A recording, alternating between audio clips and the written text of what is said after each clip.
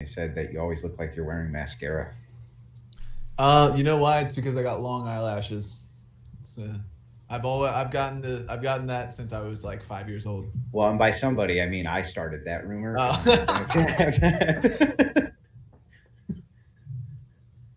By somebody, I mean me.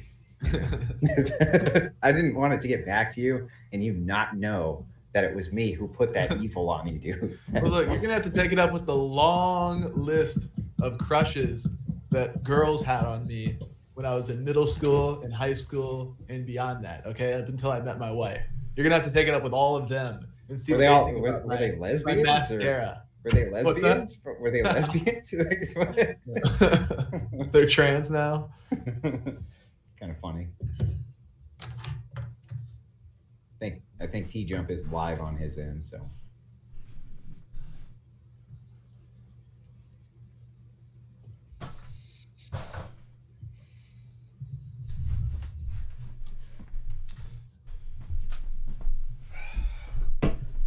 All right, I am back.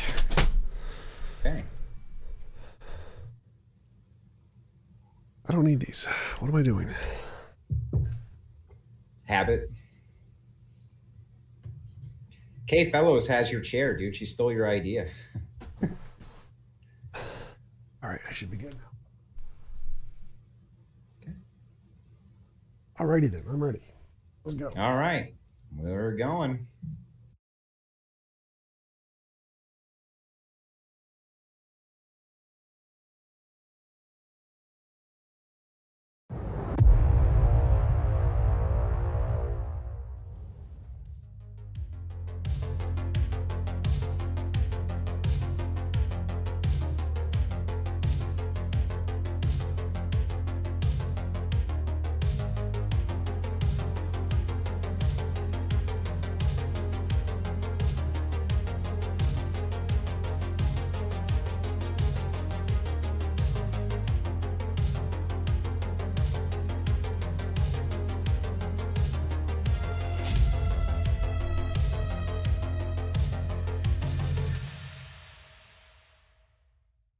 Good evening, ladies and gentlemen, and welcome to the Crucible. Tonight we've got Zen Shapiro up against T Jump. We had to move the broadcast back an hour. We had a couple little things that came up, mostly that the wife is going to be on Tucker Carlson today, so we had to focus on just a couple other things. But the debate is on. I'll be right back with the debaters. Before I want to say to like, subscribe, all of that. Since T Jump is a regular on Modern Day Debate, I'm going to shout that channel out too, and I'll try to do my best James impression when we get back when I introduce the two debaters. So hang tight. We'll be right back.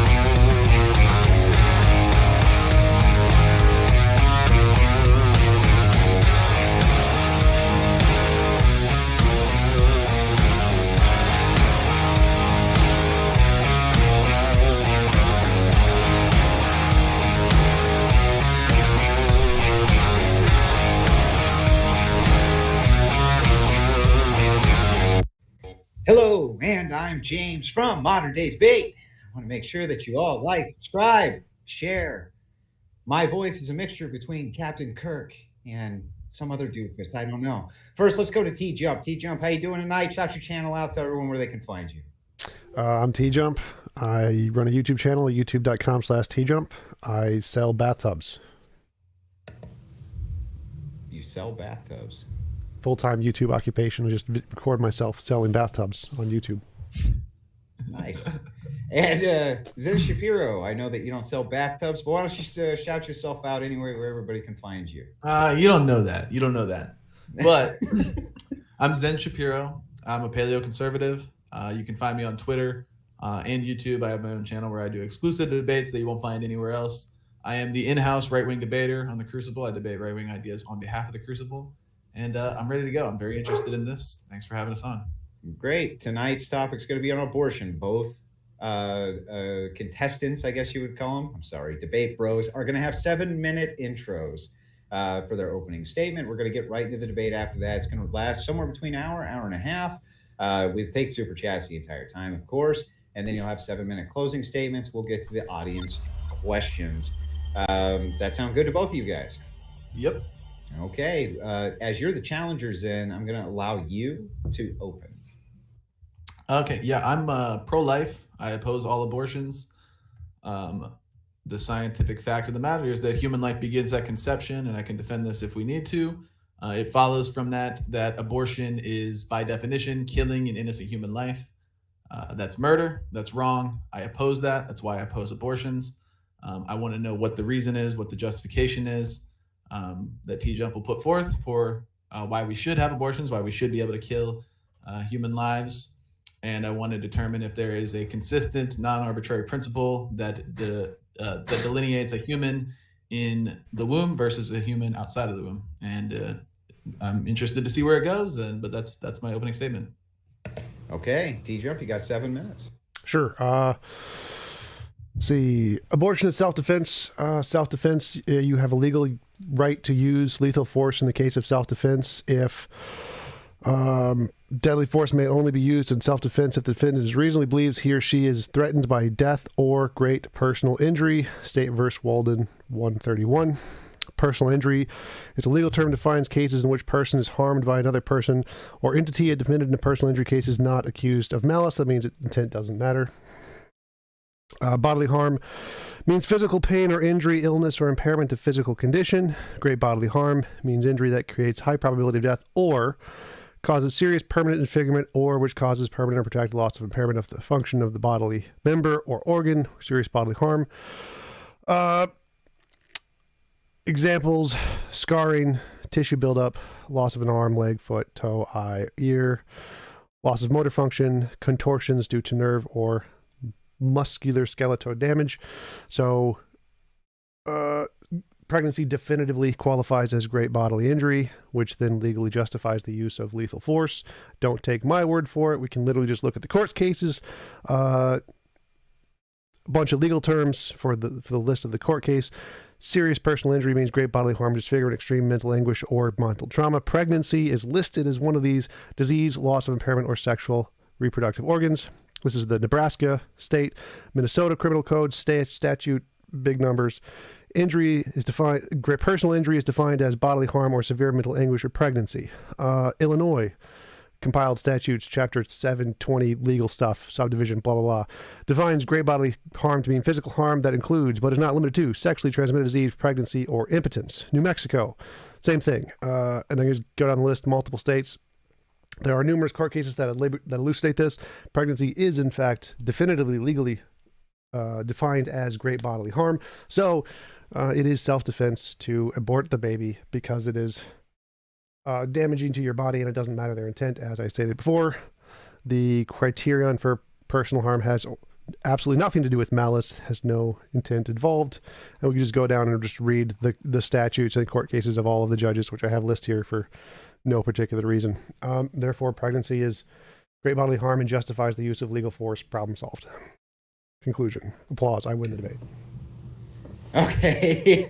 Well, I'm going to open up the floor, and we're going to start with you, Zen, with your rebuttal. You're not serious. Okay. So pregnancy is, you're saying that when a woman is pregnant, the baby is inflicting harm upon her, and she could have an abortion at any point for any reason on the grounds of self-defense, correct? No, I didn't say Okay. at any point or at any reason. Okay, where's the cutoff point? Where's the cutoff point? Leave it up Yep. to doctors. No, I want to know what your I leave it up to position doctors. is. The doctors are the experts in the field. Leave it up to doctors. Okay, so you're just going to appeal to authority and then not defend a position? No, I'm going to let the experts in the field determine what the cutoff point is because that's the only intellectual thing to do. Okay, then what's their cutoff point? I don't know. What difference does it make? It doesn't change my argument at all.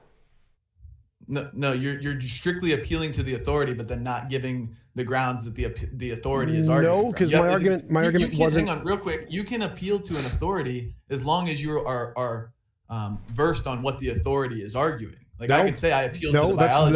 That's not how it works. You're an idiot. That is how it works. So I can appeal to authority. What does the authority say? Wait. So I can appeal to authority. Say the quantum physicists know quantum physics. I don't need to know anything about what the quantum physicists say. Like no, you don't need to know that. Then you can't argue on the grounds of quantum physics because you don't know anything about quantum physics. Stop. None of that had to do with anything I presented in my intro. So you're going off on some irrelevant side tangent that I don't. You brought it up. You brought up quantum physics. No. The part about what is the cutoff point? That's something you brought up that I didn't say anything about my intro in. Yeah, well, I want to know your principle. Wait. My argument was pregnancy qualifies as great bodily harm by the legal definition. Great bodily harm justifies the use of legal force in self-defense, which I think is not just legal, but it's morally correct. I think this is the morally correct thing to do. If you are in risk of great bodily harm, you are morally justified to use lethal force. Therefore, women are justified in using lethal force to protect themselves from pregnancy. Okay, but that's what I understand that principle, and I'm just asking, does that principle apply throughout the entire term of pregnancy? And if not, where's the cutoff point and why? You can't just appeal to authority and be like, I don't know. That's not an argument. I didn't say it was an argument. I just said you're an idiot. So it doesn't matter at what point the cutoff is. So like I can say that at some point your body has already experienced the great bodily harm. Like if you have a day left or whatever, at which point you're no longer at risk of great bodily harm because you've already experienced the great bodily harm. So yes, the cutoff point is once you've actually experienced all of the great bodily harm, then there's no longer a risk of great bodily harm, whatever the medical definition of that is. Okay, but okay. How do you explain this just simply like pregnancy? If you say pregnancy is bodily harm, period, and it applies all the way to term, I would just accept that and we would debate that. But when you say that it only applies up to a certain point in the pregnancy and then it no longer applies after that point or whatever, then you have to provide the delineation. Why does it only apply up to this point and why does it not apply after? What's the difference? This is super, super simple. Like if your body has gone through all of the pain and suffering already, then there's no risk of future pain and suffering. So the more you go through, there's a less risk. Just to respond to that, I would imagine anybody with half a brain would agree that the most painful, most suffering point of a pregnancy is delivery. That's the most pain that the woman experiences the whole time, with exceptions. But for the most part, when it's traveling through after dilation, that's the most painful point of the pregnancy. So wouldn't it then follow that that during at any point of the pregnancy she hasn't gone through the pain and suffering, therefore it would be justified to have an abortion at any point for any reason on the grounds of self-defense? No, because it's about protracted. As I gave you the definition of great bodily harm, it's protracted amounts of suffering and permanent damage. So if you've already gone through the permanent damage, protracted, it means over a long period of time. So, okay, but nothing you brought up even addresses my claim. So are you granting that I'm right and that this does qualify? No, I'm not granting that you're right. I'm trying to understand your position. Well, I told you my position. My position doesn't matter what the cutoff point is. My position is pregnancy qualifies as great bodily harm. So unless you're claiming that no point of it does, then I win the debate. Okay, so if a woman gets an abortion at 8 months, is that okay? It doesn't make a difference to my argument. Like the cutoff point is up to the doctors. It doesn't change my argument. So you're not being clear. You're not being clear with what is it simply the I don't need to. Dumbass. This is why I'm asking the question. This is why I'm asking the question. You're not addressing my point. My point is okay. Let me try to level with you. Hang on. Start with T-Jump. We'll move back over. Go ahead. My point is pregnancy qualifies as great bodily harm. At what point it doesn't makes no difference. Zero difference, because you claim that no pregnancy qualifies as qualifying of abortion because you said life starts or at conception or something like those lines. So if at any point at all that it qualifies as great bodily harm, then I win the debate. I have demonstrated abortions are justified. Now I don't need to give you a cutoff. Because wait, I'm not done yet. So if I demonstrate at any point it qualifies as great bodily harm, I win the debate because I've demonstrated that abortions are justified. I don't need to give you a cutoff point. I don't. I'm not done. I'm not done yet. Not done yet. When is he? Hold when on. is he just gonna keep Well, talking? let him finish then. It's Not done okay. yet. Let him finish. So again, let's say it again. If at any point pregnancy qualifies as great bodily harm, then abortion at whatever point that is justified. Use of lethal self-defense is justified, and I've won the debate. I don't need to give you a cutoff point. That's not a point of my argument. So okay, you've said the same thing 4 times now. Is it the case that simply the classification of being pregnant is bodily harm, and therefore abortions at any point are justified because I never said that in my argument. That's what you're saying. You said no. I never said that in my argument. I'm repeating you. Hang on. No, you got to talk for a while. I'm repeating you when I say no, you're not. That if I can demonstrate that being pregnant is classified as bodily harm, then abortion is justified. At any point. So it would follow that you would have to argue that simply the criteria of being pregnant is bodily harm, and the woman has grounds for self-defense if she kills her child. That's what you would have to argue. At some point in the pregnancy, not at any point in the pregnancy, but not like at. I don't have to give a cutoff point. I have to say at some point. Any range of the time of being pregnant regularly with no complications does qualify as great bodily harm, which it does, as I demonstrated from all legal cases. But yes, just the act of being pregnant and with no complications, just being pregnant itself does qualify as great bodily harm. Okay, so therefore, we can talk about that. I just want to make sure you're consistent. So if I am to grant that pregnancy qualifies as great bodily harm, then it would follow that abortions at any point are justified. At any point. No, that does not follow. That's literally a stupid thing to say. That does follow. No, it doesn't. No, it doesn't. If simply being pregnant is classified as bodily harm, and you can act repeating yourself isn't going to make it less wrong. Bodily harm is if bodily harm, if you can justify abortion due to bodily harm, and bodily harm is present as long as you are pregnant, then it would follow that abortion is justified at any point. No, it logically doesn't. So it logically does. No, you're an idiot. So as I said before, if you go through like eight months, almost 9 months of pregnancy, you've already gone through the bodily harm. So the more suffering you go through, the less suffering remains. And so at some point, the amount of suffering remaining does not justify killing the child. The 9 months of suffering does. How are you quantifying suffering? What? How are you quantifying suffering here? How am I? What a stupid question. The representation of the person. They can say, "I feel pain." That's how you quantify suffering. Suffering remains. So how are you quantifying suffering? Person says this hurts. That's how you quantify it. Like what? You don't need to. I don't understand the question. You don't need to quantify suffering. Doctors do this, but you don't need to. No, you do actually, because you're saying that early on in the pregnancy, there's not as much, or there's more suffering to be had, and as the pregnancy goes on, more suffering has already occurred, and less suffering is left to be had. So, and I don't even know how that follows. Those are just position. That's what you said. Are you just ignorant of how pregnancy works? So, suffering caused by pregnancy is mood swings, pain, back pain, emotional things, weight gain, stretching, moving of your organs. All kinds of stuff happens in pregnancy. Like, this is not up for debate. Like, I literally just read the statute that said it is great bodily harm. So, I mean, I don't. If you don't know what pregnancy is, then that's your problem. Just a quick question here. Sure. If I'm happy to just grant you these things. I just want to see if you're consistent. Like if bodily harm, you mentioned things like scarring and tissue buildup. So like in the case of breastfeeding, a woman would have scarring and tissue buildup when her child is breastfeeding, when it's outside of the womb. So could she interpret that as self-defense and then kill her child? No. Oh, why not? It's scarring because it's not prolonged suffering. Like you can stop it. What is prolonged suffering? That's subjective. That's arbitrary. No, it's not. I literally just read the legal definition. It's not subjective. I don't. What do you mean by prolonged suffering?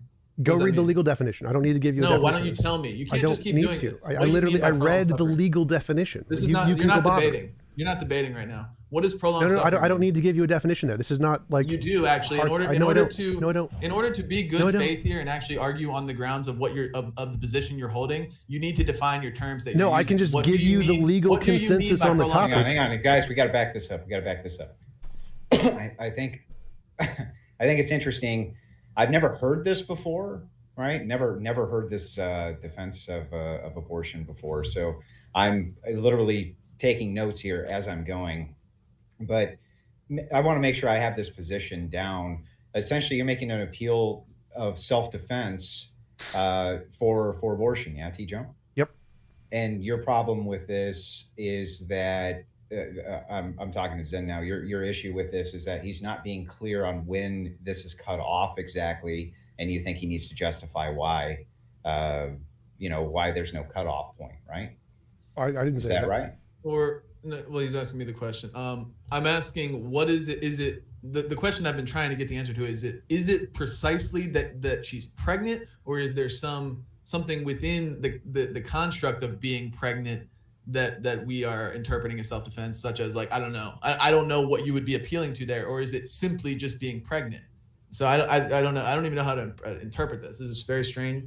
But yeah, I'm saying, if it's simply that being pregnant is grounds for self-defense, then that would follow that abortion is justified always, as long as you're pregnant. I mean, well, no, it's not simply being pregnant, because if pregnancy didn't cause any physical harm, then there would be no prolonged suffering. So it's the physical harm to the body caused by pregnancy.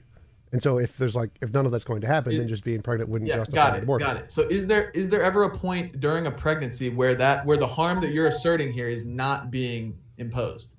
The amount to qualify as great bodily harm has a limit, which is determined by the experts. And so, yes, it has a limit. What is the limit? Ask the experts. Like, I don't need to answer that question. You're not refuting my point. You do. No, I don't. No. Let me finish. Let me finish. Stop interrupting. Let me finish. What do they say? Stop interrupting. Stop interrupting. Let me finish. I don't need to give you the precise definition. All I need to show is that it qualifies at any point. If I show it qualifies at any point, then I win the argument. You're not making a criticism. You're not. Stop interrupting. Stop interrupting. Stop interrupting. I don't need to give you a definition. You need to refute my position. You need to say, no, it is not. I don't even know your position. Stop interrupting. Stop interrupting. Stop interrupting, kid. Stop. So you need to show, kid. Call me a kid. I look older than you. I look more mature than you. Kid, stop. So you need to actually refute my point. Let him finish up. So you need to either refute my point or object to it, saying give a definition. I don't need to give a definition. I can give you the legal cases. Stop interrupting, kid. Stop interrupting. God. I can give you the legal cases where they give you the definitions, and you can look them up for yourselves. But I don't need to care. I don't need to give you specifics. I just need to say, stop interrupting, kid. Holy shit. Yeah, let him finish. Just let him finish. So, we'll give you the floor, I promise. All I need to show is at any point this is true. My statement that pregnancy qualifies as great bodily harm, if this point is at any point correct, I win the debate. I don't need to give you precise definitions. I just say at any point. You're still interrupting. Kid, let him finish. You're still interrupting. You keep saying the same thing. I know, but could you mute him so I can finish, and then we can move on? I'll mute myself. Yeah, just chill out for a second. Let him finish. So, as I said, my opening point was pregnancy qualifies as self-defense because it qualifies as great bodily harm. Which premise of that do you reject? Asking me to give you a definition doesn't help here for what specifically you want. All I can say is the sufficient amount of pain of the process of pregnancy qualifies as great bodily harm, and the courts say it's something like the first or second trimester, depending on states. I don't know. Different states say different things, but it's definitely, they do say that pregnancy does qualify as great bodily harm. So unless you reject that premise, asking for a definition doesn't do anything. It just means I win the debate. So you have to reject one of the premises of my argument, not just ask for further specific definitions. Okay, Zen, you can respond, man. Floor is yours. There's no way for me to actually attack your position if you're not willing to disclose what you are saying. When you assert a position and there's a word that you use or a phrase that you use in that position, like bodily harm or self-defense or whatever, and your opponent says, what do you mean by that? You can't just say, oh, it's up to the experts. At that point, you have to say, it's up to the experts, and this is what they say. And that's what I'm asking you. What is the expert definition of what bodily harm is and how that applies in the case of pregnancy? Which premise in my argument does that refute? I'm just trying to establish what your argument is. It doesn't refute I'll give it again. Hang on, real quick. I'm not refuting your argument with that question. I'm trying to determine what your argument is. Okay, so you're not giving it. I'll give it again. My argument is that pregnancy qualifies as use of lethal force for self-defense because it qualifies as the legal definition of great bodily harm, which is a sufficient amount of protracted pain, which I read. So if you want to say, then you have to either say it does not qualify as a sufficient amount of pain, which all of the legal experts say it does, or you have to say that some other argument to say this is wrong. Like saying what the specific definition is doesn't matter here. It makes no difference. You just have to say either it qualifies as sufficient pain or not. Got it. Sufficient pain. So how do we determine what the sufficient level of pain is to justify that abortion is self-defense? Why do you which premise does that refute? I don't need to give you a specific answer. I'm not refuting a premise. I'm trying to clarify what your position is. Like I'm like at this point, I'm not even looking for the contradictions or the inconsistencies right now. I'm simply trying to determine. I don't need to give you a specific definition. You just keep saying it's all the legal definitions. Oh, the experts say this. Yes. And then I ask, what do the experts say? You go, I don't know. Go ask the experts. That's not an argument. You're not debating right now. No, I don't need to provide that. Like, as I said, I don't need to give you the specific exact definition. I can just say it causes enough pain. Yes, you do. No, I don't. Like, you would need to say it does not cause enough pain. I don't need to give you a specific amount. So, if he refutes it by saying, like, he disagrees with the pain threshold, and you guys haven't established what the pain threshold is, can you refute that? Or yeah, I can say the legal definition has. If you go ask the doctors, they say it does. They're the experts. So you're wrong. You're simply okay. Great. So you're appealing to the authority. What does the authority say? Again, I don't need to answer that. Like, if you want to debate, wait, I'm not done. I'm not done. I've heard you. Hang on. Hang on. Stop. Because I'm trying to follow this too. If Zen says, then because I'm trying to get this right in my own head. So if Zen says, then, well, the experts don't say that.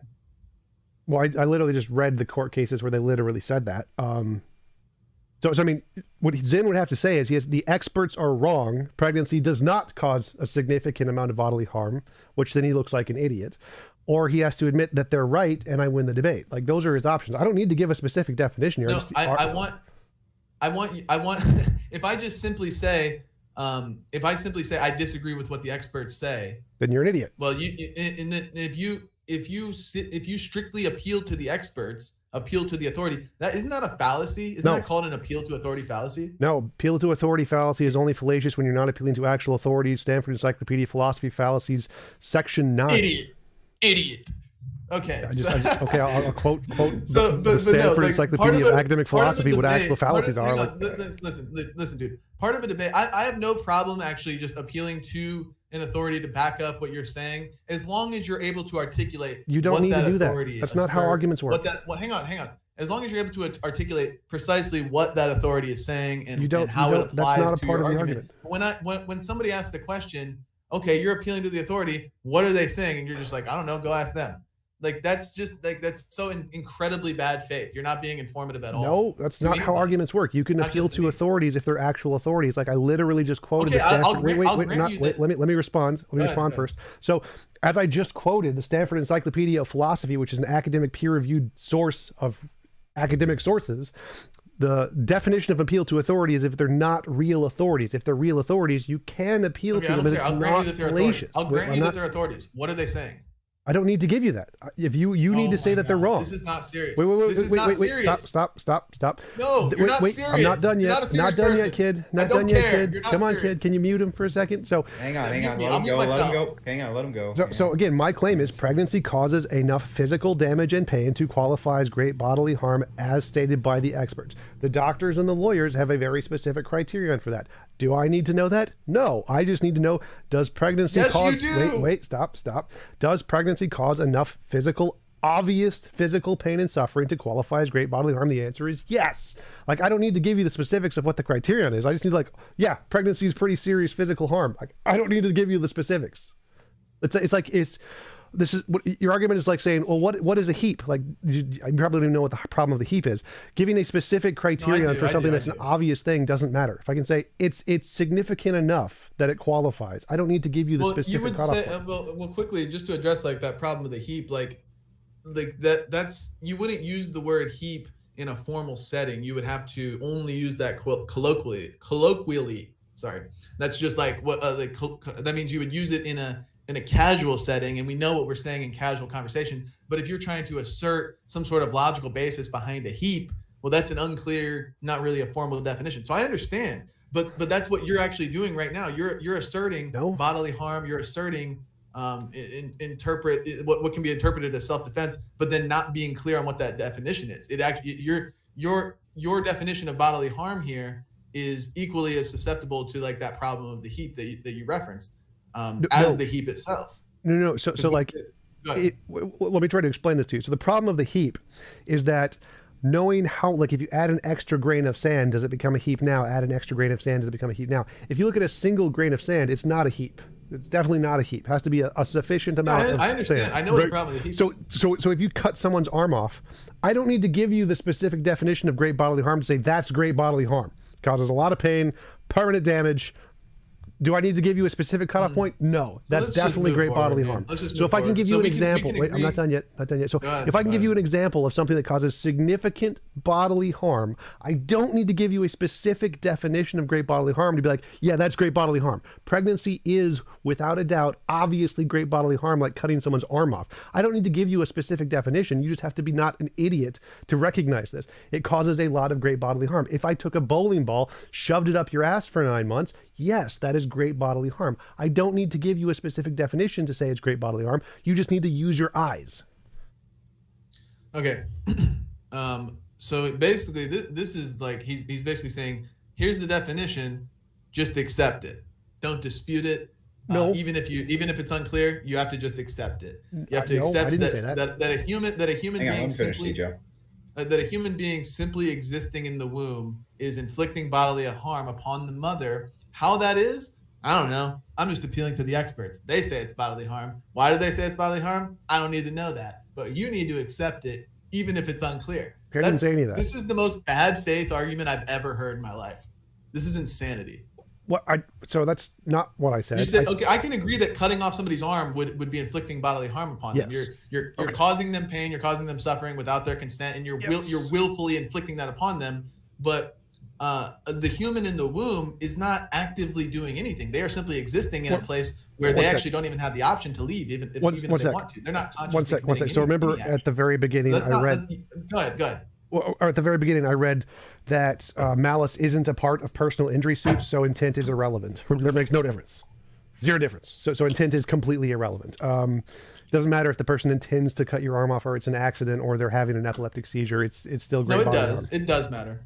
I literally read the legal definition at the beginning. Malice is not a part of personal injury. No intent matters. Personal injury. Justified self-defense intent matters. No, it doesn't. I literally just read the legal case at the very first sentence I said. Malice is, I'll do it again. Let's go back and prove Zen Shapiro just doesn't know how personal injury works. Personal injury is a legal term that defines cases in which a person is harmed by another person or entity. A defendant in a personal injury case is not often accused of malice. Okay, but we're not talking about personal injury. We're talking about self-defense, justified self-defense. Okay. So. I agree. One sec. Drop a glass and it can fall on your head without my intent. One sec. So if I throw the glass at your head, wait. So my argument was, pregnancy qualifies as self-defense, use of legal force, because it qualifies as great personal injury. The second half of that is personal injury, and personal injury is a legal term that defines cases in which a person is harmed by another person or entity.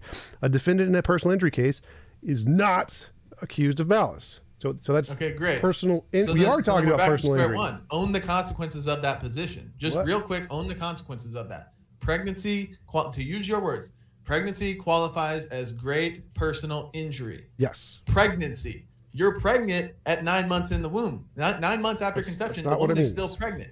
Pregnancy is great personal injury still occurring at 9 months in the womb. So saying pregnancy causes great personal injury means the entire term, the whole 9 month term, like whatever, that whole thing counts as great personal injury. Now, at some point, it may not. At some point, there's some limit. Doesn't matter what that is to the argument. It does matter what that is. In order to argue your position, yes, it does. No, it doesn't. So again, how does my argument, which premise does not follow from or which conclusion does not follow from the premises, depending on where you place that marker?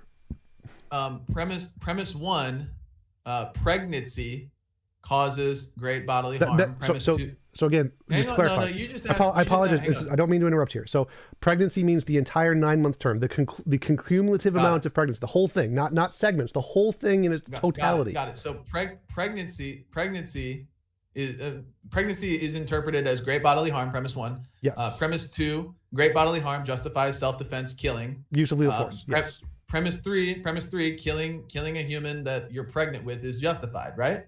Conclusion, yes. That's not premise. Okay. So then that's you've just accepted all the premises and the conclusion that you can kill a human that you're pregnant with. Yes. And is there any point where that Oh my God. modus ponens Modus would ponens? not follow at any point in the pregnancy? Is there a point where that would not follow? So that And if doesn't. not, why would it not follow? Wait. That doesn't matter to the argument.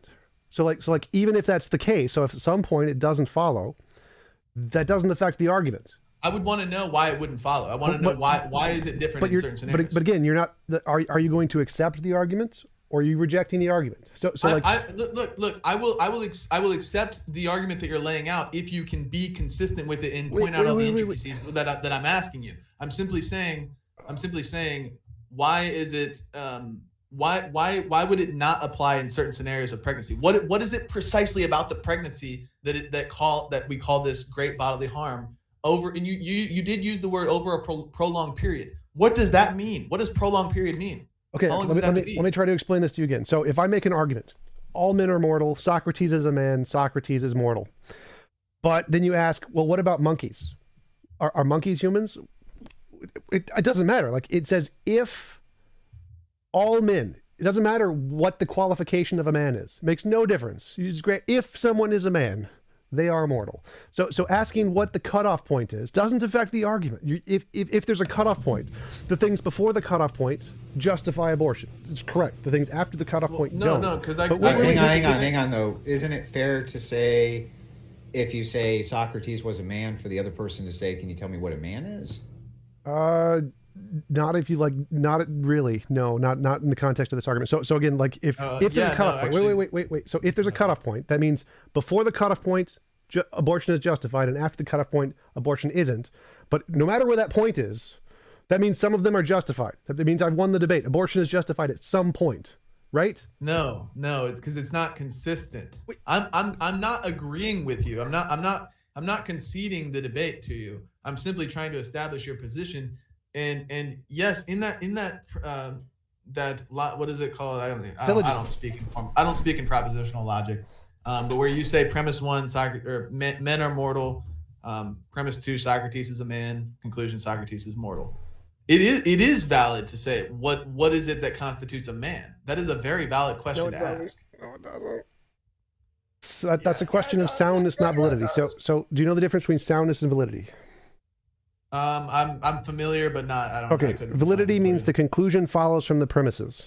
Soundness means the premises are true.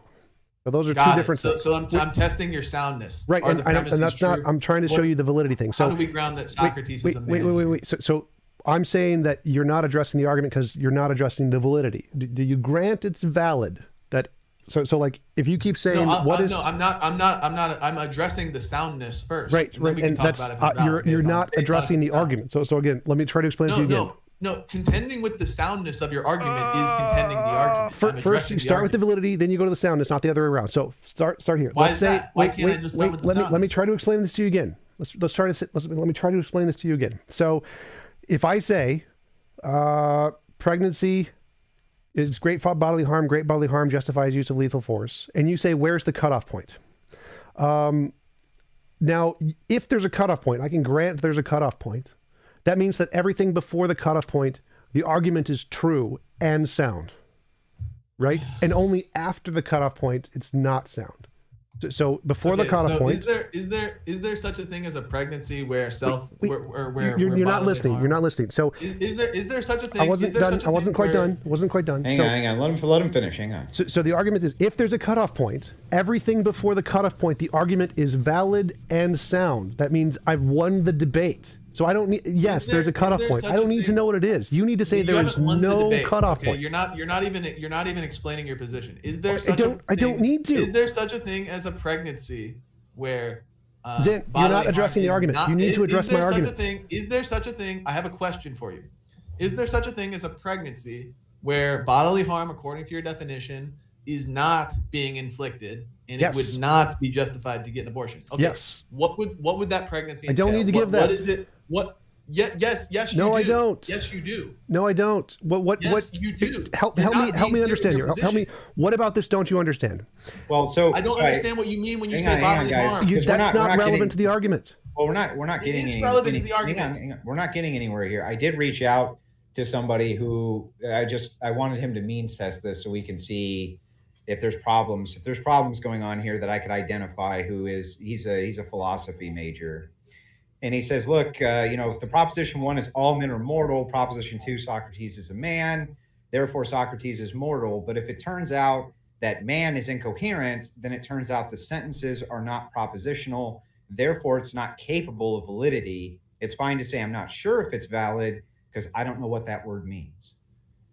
Then he's an idiot, because valid, it would still be valid. You can't make it unvalid if the term is incoherent. So he's an idiot. But again, wait. So I have a point to make. Let me finish then. So, as I said before, if at any point, if there's a cutoff point, that means I win. You can't say I'm wrong if there's a cutoff point or not. Not if your argument is not sound. Well, he's saying not propositional. Oh, so no. Like... Stop. No, because if there's a cutoff point, everything before the cutoff point, it's sound and valid.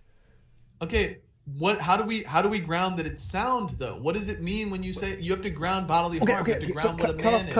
Cutoff point means like after the cutoff point, it's no longer great bodily harm. Before the cutoff point, it is great bodily harm, right? That's the cutoff point, right? Yeah, I want to know. So before the cutoff point, how do you ground it? How do you ground it prior to this? Hang on. Let him finish for a second because I want to hear this. I do. How do you ground why it's sound prior to the cutoff point, and what is the difference after that cutoff point? Why is it no longer? The cutoff point doesn't matter. Remember. So if it's sound before, stop. So I'm trying to explain basic logic to you here. So if before the cutoff point it's sound, then I don't need to say anything about after the cutoff point. I can say everything before the cutoff point, abortion is justified by great bodily harm. I don't care what's after the cutoff point. I've just proven my point. I've just What proven, is the cutoff? How? The cutoff point doesn't matter. If it's anything after day one, there are legal justifications for abortion. You're an idiot. It does matter. Like, how do you not understand this? Cutoff point, 50-50. Let's say it's 50-50. The first 50% of abortions are justified. I win the debate. It doesn't matter where the cutoff point is. But you have to justify. No, I don't. How do you not understand this? This is basic logic. This is insanity. You are not good. Yeah, well, so what he's saying is that if it turns out that it's not a proposition, because all arguments as sets of propositions can be sound. They can be valid arguments, but still be incoherent. What the philosopher is a dumbass. He knows nothing of what he's talking about. I'm going to take a wild guess. So the guy in your comments is a dumbass. He has no idea what he's talking about. Don't bring him up again. You have to address my argument. My argument here is that if there is a cutoff point, I can just grant there's a cutoff point. Everything before the cutoff point, I win the debate. You aren't grounding it before the cutoff point. Not quite done. You're not establishing that your propositions are sound. Yes, I am. You're not establishing that. Because yes, you're not defining the terms. Oh my God, you're so stupid. You're so stupid. Holy shit. All you're doing is calling me stupid, and I'm telling you why your position is unclear. No, I'm literally explaining to you why what you're saying is dumb. Do you understand that? I'm literally explaining to you why what you're saying is literally stupid. I'm literally just laughing at you. Dude, you're an idiot. You're an idiot.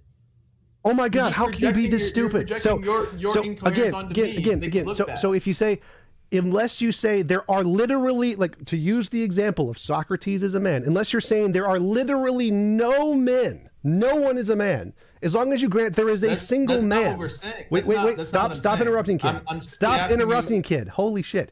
If you grant that there is a single man on the planet, then the argument follows. The argument is true. It is valid and sound. The only way to say it is not is you have to say there are literally zero men. You would have to ground. This is what you would have to do to validate that argument. You would have to ground what a man is and how Socrates meets that definition in order to justify that conclusion that Socrates is moral. No, I don't, because that's obvious. You have to argue there are zero men. Unless you argue there are zero men, if you grant that men are a real thing, I win the debate. No, your conclusion is that Socrates is mortal because Socrates I don't understand that. Like, what if you didn't know what a man was? What? It doesn't matter. So if you grant, like, do you not know what pregnancy is? Have you never heard of pregnancy? Are you ignorant of what pregnancy is? Well, no, that's not what I mean, though. I'm just saying. No, that's what this debate is. He's claiming ignorance of, like, the most basic things everyone already knows about. Like, I don't know what a man is, so I can't grant the argument. Like, then you're an idiot. It's simply for the sake of argument. Let me explain further. If somebody disputes your definition of man, you have to be able to define that. So again, I don't need to give a precise definition of man because we all know what men are, right? We know what a man is. Biological man, XY chromosome. We know what that is. I don't need to give a definition. We know what min is, so we can say yes. Okay, you just yes. did. Wait, Okay, there wait, you go. stop. Hey, Stop. perfect. Stop. Hang on. Stop. No. Stop No, interrupting, right there, kid. right there. Stop interrupting, You kid. gotta stop. You gotta stop. Stop and let me interrupting, respond. kid. Can you mute him so I can finish my You just point? did it. Hang on, both of you, because we're not getting anywhere here, right? We're just going around in circles. I can move us forward. Okay. No, you can't, because I need to respond to the stupid shit you just said. Let T-Jump respond. We'll move it over if you can move it forward. Go ahead, T-Jump. So again, if I say Socrates or all men are mortal, Socrates is a man, Socrates is mortal. If you start giving like a pedantic, I need an exact definition of man or I can't grant your argument, well, then you're a fucking dumbass. You're just so fucking stupid. You aren't willing to talk. So don't interrupt. Because we know what a man is. Let him finish. Hang on. Just let T-Jump finish. He just said a bunch of words to call me a dumbass. I know you got plenty of debate though left. I'm not done calling you a dumbass yet. So if we know what a man is, if it's so obvious, sure of that one. If we know what a man is, anybody who's asking for a definition of man is just being pedantic and because they're avoiding the argument because they know they've lost. We know great bodily harm is just to establish clarity. Can you mute him? Can you mute him so I can finish? Can I please respond? Or are you just going to If you let him finish, I will let you have the floor, I promise. But please let T-Jump finish. So we don't need to give an exact definition of great bodily harm. As he admitted, if you cut someone's arm off, that qualifies as great bodily harm. So we know great bodily harm is a significant amount of physical grant. He's granting the concept is coherent. He knows the concept is coherent. He's not saying the concept of great bodily harm. Would you please mute him so I can finish? Galloping. You need to mute him so I can finish. Let me respond to what you're saying, dude. You let me finish. No, I want to respond to what you said like 3 minutes ago, dude. Let me finish. Let me finish speaking. Could you mute him so I can finish? Could you mute him so I can finish? I need you to mute him so I can finish. When I asked you I need what you to a mute him man so I can is, finish. and you said everybody knows what a man is, and then what you do? You defined a man. You said person with an XY chromosome. You defined man. Congratulations. Hang on. Now do that with bodily harm. I'm going to leave if I have to keep putting up with this. You got to shut him the fuck up. I got to be able to finish my point. Zen, you just got to let him respond, and I will let you have the floor. I promise. But just I want to respond to what he said 3 minutes ago. I know, and you'll get a chance to. Write it the fuck down and respond to it after I'm done. Idiot. Fucking dumbass. So he's already granted great bodily harm. Hang on. Mute him. Holy fucking shit. Mute him now. Mute him fucking now. He's muting himself. Fucking dumbass. Mute people if I can avoid it. But Holy go ahead, T-Jump, finish. Go ahead. He's already granted great bodily harm is a coherent concept. We understand what great bodily harm is. He admitted cutting an arm off is an example of great bodily harm. Shoving a bowling ball up somebody's ass for 9 months is an example of great bodily harm. Do I need to give it a specific exact definition? No, we already understand the concept. Like we understand the concept of man. We do not need a particular definition. He's avoiding the topic because he's a dumbass. So, no, I do not need to give a specific definition of the cutoff point because it doesn't matter. If there is any cutoff point, hang on, it's almost done. Fucking dumbass. I don't believe it. Mute his fucking dumbass. So, if there is any cutoff point, and we know there's obviously a thing there, then guess what? I win the debate because everything before the cutoff point is great bodily harm. The argument is both valid and sound deductively, you dumbass. So unless you argue there is no such thing as great bodily harm, going. He's not done. Mute his dumbass. Holy fuck. Last fucking warning. Mute his dumbass or I'm gone. Mute him now. Mute him now. Just mute his fucking ass now. I'm so tired of this. Mute his fucking ass now. We're not going forward until his dumb ass is muted and I see the fucking mute button. Richard Spencer. Mute his fucking ass now. I can't mute him in a blood sport debate. Bye. Man.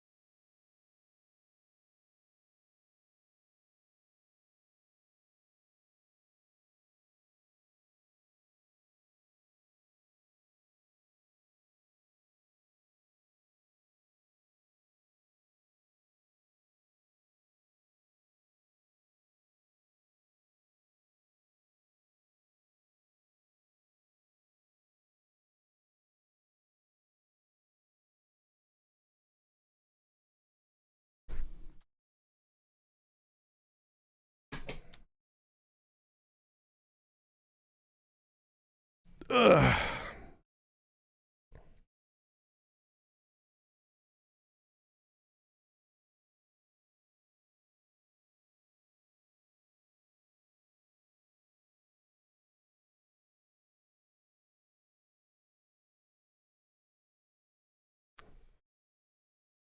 Shoo.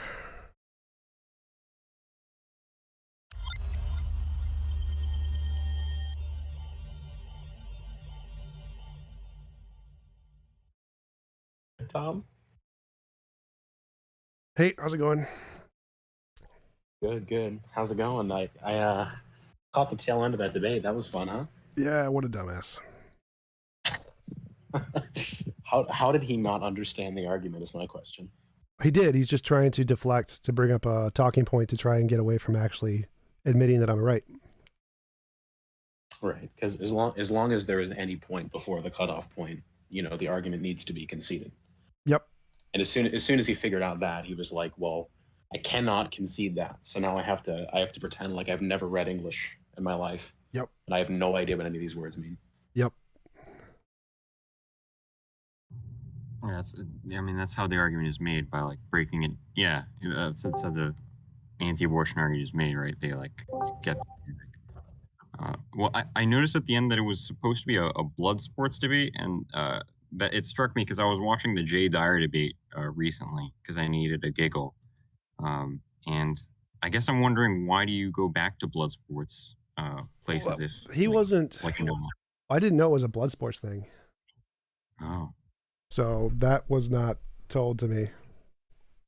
Oh, yeah, I kind of dumped it on you right at the end. Like, oh, it's a blood sports, man.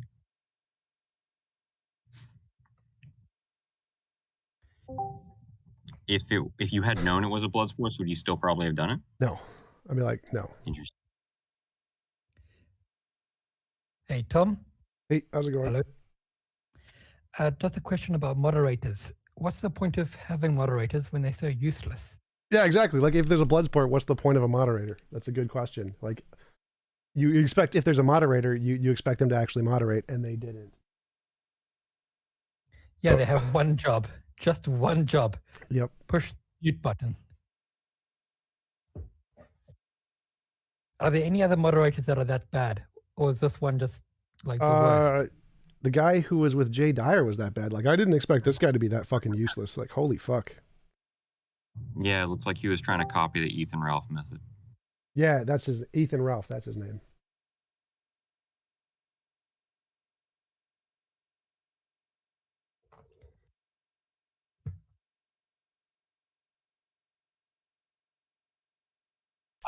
Oh, what's going to go He on? brought on the guy who apparently knew philosophy.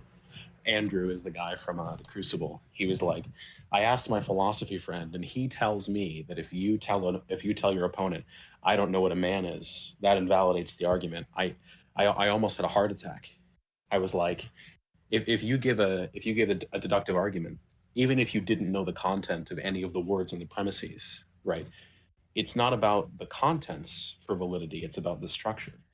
Yeah, I think his argument is that if the definition of man is self-contradictory, like a square circle or something like that, mm-hmm. Then it wouldn't be sound or something like that. Then that's fine. That would be like, I think that's what he intended. Right.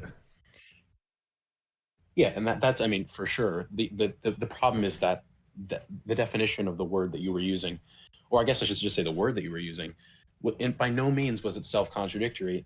It was the heaps thing. Yep. Like it is a certain amount of suffering, and at some point it rises to great bodily suffering. And any time that it's at great bodily suffering, the abortion is justified. And any time where it's not, it's not. But as long as there is any time where it is, argument conceded. Yep. Well, was the guy trying to be that stupid, or is he that stupid? Because well, it's not stupidity. It's deception. Like, they're deliberately trying to find something that makes your argument look incoherent. So like, if you say all men are mortal, Socrates is a man, Socrates is mortal, and you say, well, what is a man? And then you go down like a definition of evolution and say, how do you tell the difference between a man and a Homo erectus or Homo habilis? Oh, well, you can't tell the difference. Oh, well, therefore your argument's invalid. That's what he was trying to do. So he was trying to be so pedantic about the problem so that to show, oh, you can't give an exact definition, ha ha ha. And to try and make it undermine the argument, which you don't need that. That's the problem of the heap thing. As long as you can give an example where it counts, you don't need to give a specific examples of where the cutoff point is, because there are examples where it counts. Yeah, but that's the thing. You took 5 minutes to explain that to him, and he couldn't understand.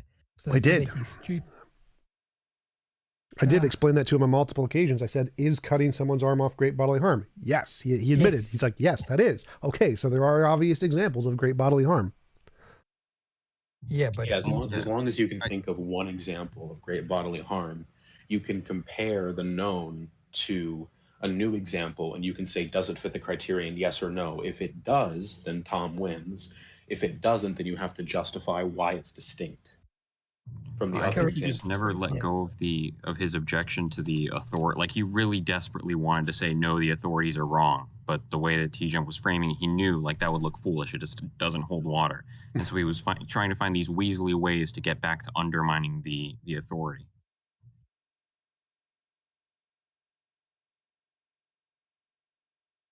Yep. When he didn't understand the appeal to authority fallacy, I genuinely chuckled. That's pretty funny. I joined late, so I didn't hear about that. Oh yeah, he was like, if you quote experts in a relevant field on their opinion on a particular issue, that's fallacious. Yeah, he said that. He said that's an argument from authority fallacy. I'm like, no, it's not. How do you even say that?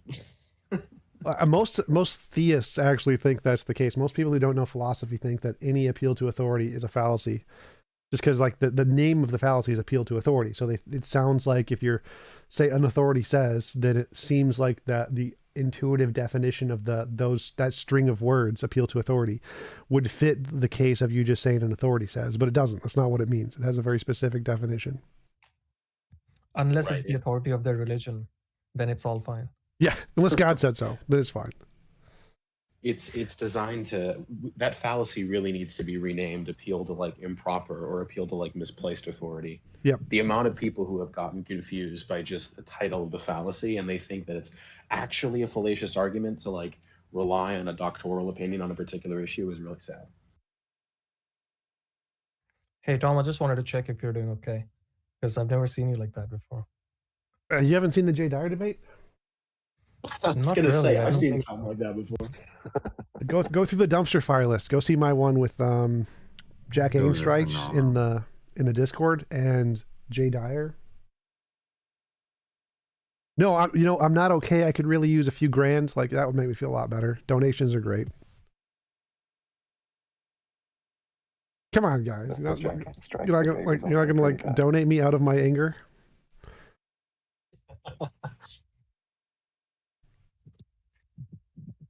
Hey, T-Jump, I want to challenge you a little bit on this topic. Sure. Okay.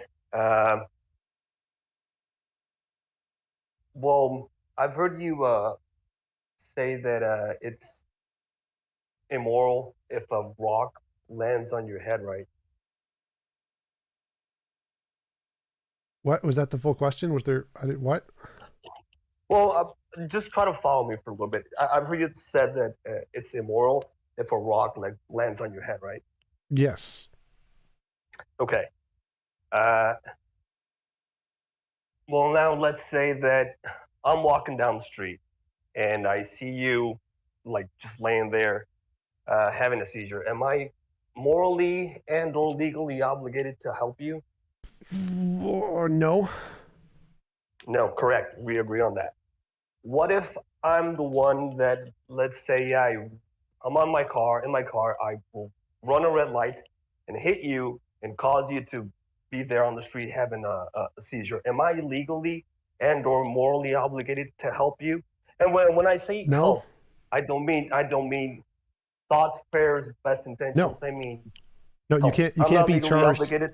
You're not like charged additionally for not helping the person. You're going to be charged for like hitting them with the car, but you're not going to be like there's not like an additional charge for not helping them, unless you like try to run. Like if you tried to run, you'd be charged for that, leaving a crime scene. But there's not like you didn't call an ambulance. We're going to charge you for that. Have you heard about the what's it called, the duty to rescue laws? Nope. Well, the duty to rescue laws basically said that if you see somebody like in distress or needs help, you're not legally obligated to help them unless you caused the harm, the distress, something like that, or there's a special relationship like employer employee, something like that. So you are legally obligated to help. And I'm not saying legally obligated like they're gonna force you to help. It means that if you don't act and this person suffers or they die, then yes. I wouldn't agree with that. I don't think anybody's ever been like convicted of that anyway. I think it is. Except for like I can't if mention you're in if you're cases, like what's it? Lifeguard or things. Lifeguards are obligated to do that, but not like regular people. Well, let's say that there are lifeguards.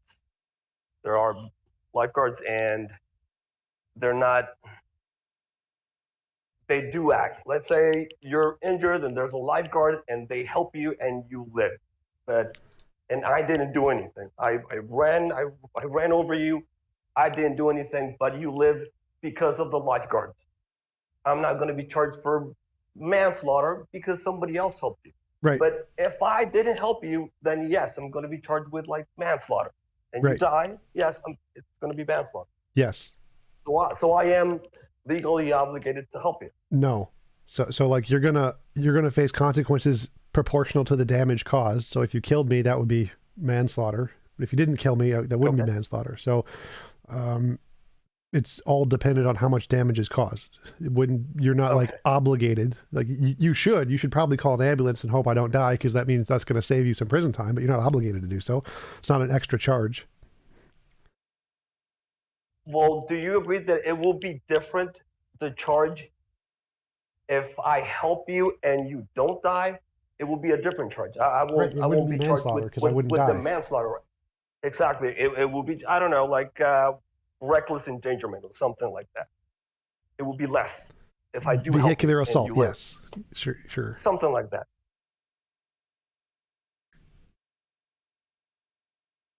Yes, there's obviously going to be a different charge for different levels of damage. Perfect. Going back to what if with the rock thing? Let's say I throw the rock.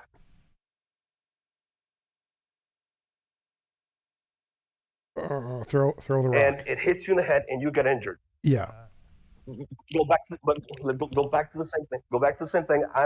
If you die and I don't do anything, well, I'm going to be charged with manslaughter. But if I do help you, it's just going to be a reckless endangerment, something like that. Yeah. Correct? Yep. Would it be a valid legal legal defense for me to say, you know what, it wasn't me. I didn't consent for gravity to pull on the rock. Would that be a valid legal defense to say it wasn't me? It's not my responsibility. I didn't consent for gravity to pull on the rock. Only if we lived in the best of all possible worlds and could rewrite the laws of physics. Okay, but we don't live there. Yeah. We don't live there yet. Yep. Okay. Now use your analogy with pregnancy and the what do you call it? The evil dictator and eating hamburgers. What? Does it apply in the same way? That's saying, well, I ate the hamburger, but I didn't consent to get pregnant. Yes. So it does apply. Same thing, right? Sort of. So like, if eating a hamburger is not something that you choose to get pregnant by, because it's happening to you. So the difference is that when you throw a rock, it's happening to somebody else. When you eat a hamburger, it's happening into you. So there's a difference there. Well, it is happening to two people. You do grant, right? Well, the problem is the location. So if you eat a hamburger, say you throw a rock, let's use your throw a rock example. Say you throw a rock and somebody is like teleported inside of you without your consent. Like if you're throwing a rock in your own backyard, not at anybody, you're just throwing a rock, and somebody is magically teleported inside of you. are you morally responsible? No. No. Like you have every right to throw the rock. So if you're doing an action you have every right to do, that is not an immoral action. And because of that, someone is like teleported inside of you, then you didn't do anything wrong. But if if there's a landslide and you're walking down a trail and the rock hits you, something immoral happened.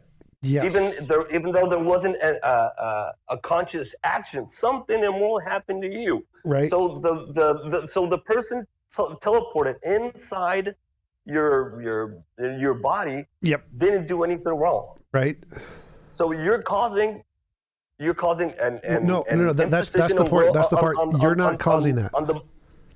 So like yes, if you do something you have every right to do, like throwing a rock in your backyard, eating a hamburger, whatever, and someone else is punished because of a natural consequence you have no control over, it's not your fault. Well, how does that follow? If I'm responsible for hitting you in the head with the rock, and it wasn't me, it was gravity. Because you have no right to throw a rock at someone's head. No, but it wasn't towards your head. It was towards the air. I didn't consent for the rock to hit to pull.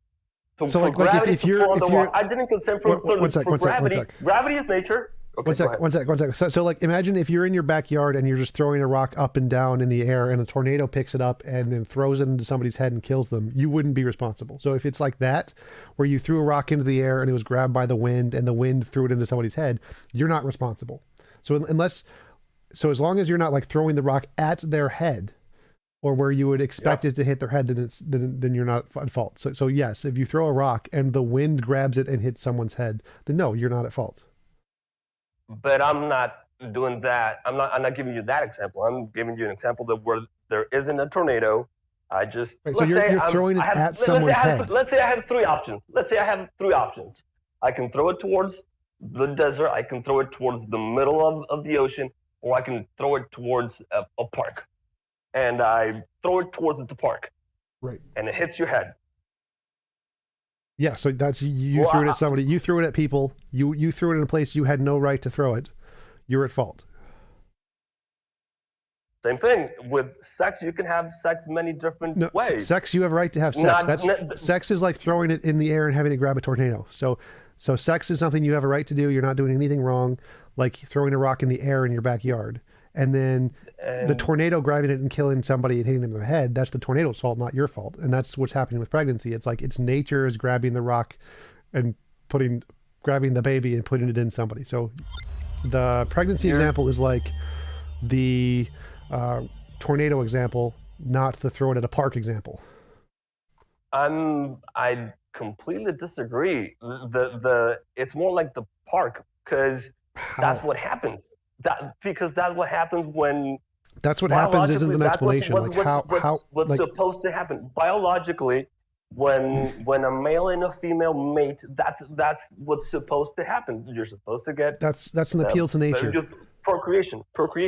That's an appeal to nature fallacy. That's the fact that's the way nature works doesn't mean it's right. It's still wrong. That's wrong that nature works that way. It's immoral that nature works that way. It's something we should stop. Well, why isn't the rock and gravity an appeal to nature fallacy? Because that's not biology throwing the rock. You're throwing the rock. No, it's yeah, and the two people having sex, they're having sex. That's not like throwing the rock. That's the natural thing. So the natural thing is like the tornado. There's some intermediary there. Like gravity. Gravity is the intermediary. No. Intermediary. No. So again, the nature, when you say because it's natural that this happens by biology, nature is limiting your freedoms, right? So it's saying this is a consequence of your natural actions that you get pregnant in your body. Throwing a rock in someone else's direction is not in your body. So the fact that it has a consequence in your body, which you have no control over, and you have every right over, you have every right to do whatever you want with inside of your body. You have the right to have sex inside of your body, and any consequence that is a result of that is not your fault. You still have ownership over your body, and you have the right to do anything you want inside of your body and in your property. So throwing a rock in a park is not inside of your body, is not inside of your property. It's outside of your property. You have no rights over the park. So if you throw a rock in the park, you're doing something you don't have a right over. Right. That's the difference. But hang on, can I investigate a little? So, go ahead.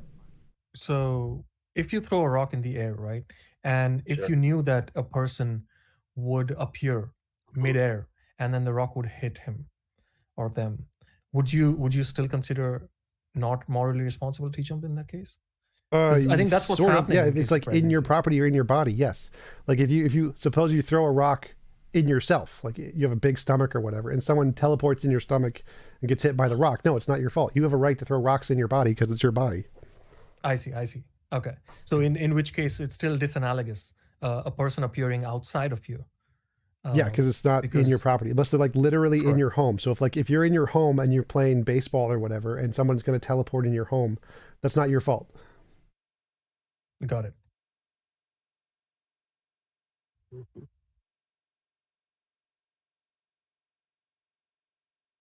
All right. I think I get it.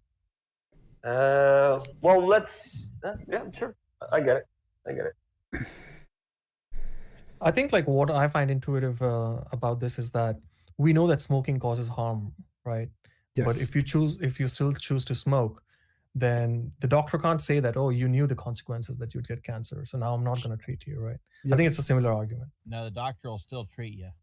Exactly. So yeah. Well, I think those are two separate things. So because I think his argument is more the consequence to the other person is the morally significant part. So whether or not you get cancer or you get pregnant or whatever as being damaging to your body, like I think that's like granted by most people other than the idiot tonight, the Zen Shapiro guy. So I think it's really more the objection is the fact that it's hurting somebody else is really more important than whether or not the doctor should treat you part. So the real question is, who's a bigger idiot, Ben Shapiro or Zen Shapiro? Ben Shapiro is actually really intelligent. Very good at rhetoric. So Ben Shapiro is more intelligent than Zen's a dumbass. Mind if I jump in and ask a little bit about the objective morality stuff? I don't want to go down too far. Sure. Sorry, I don't want to poke the bear here. It's open convo. Anybody can ask any questions.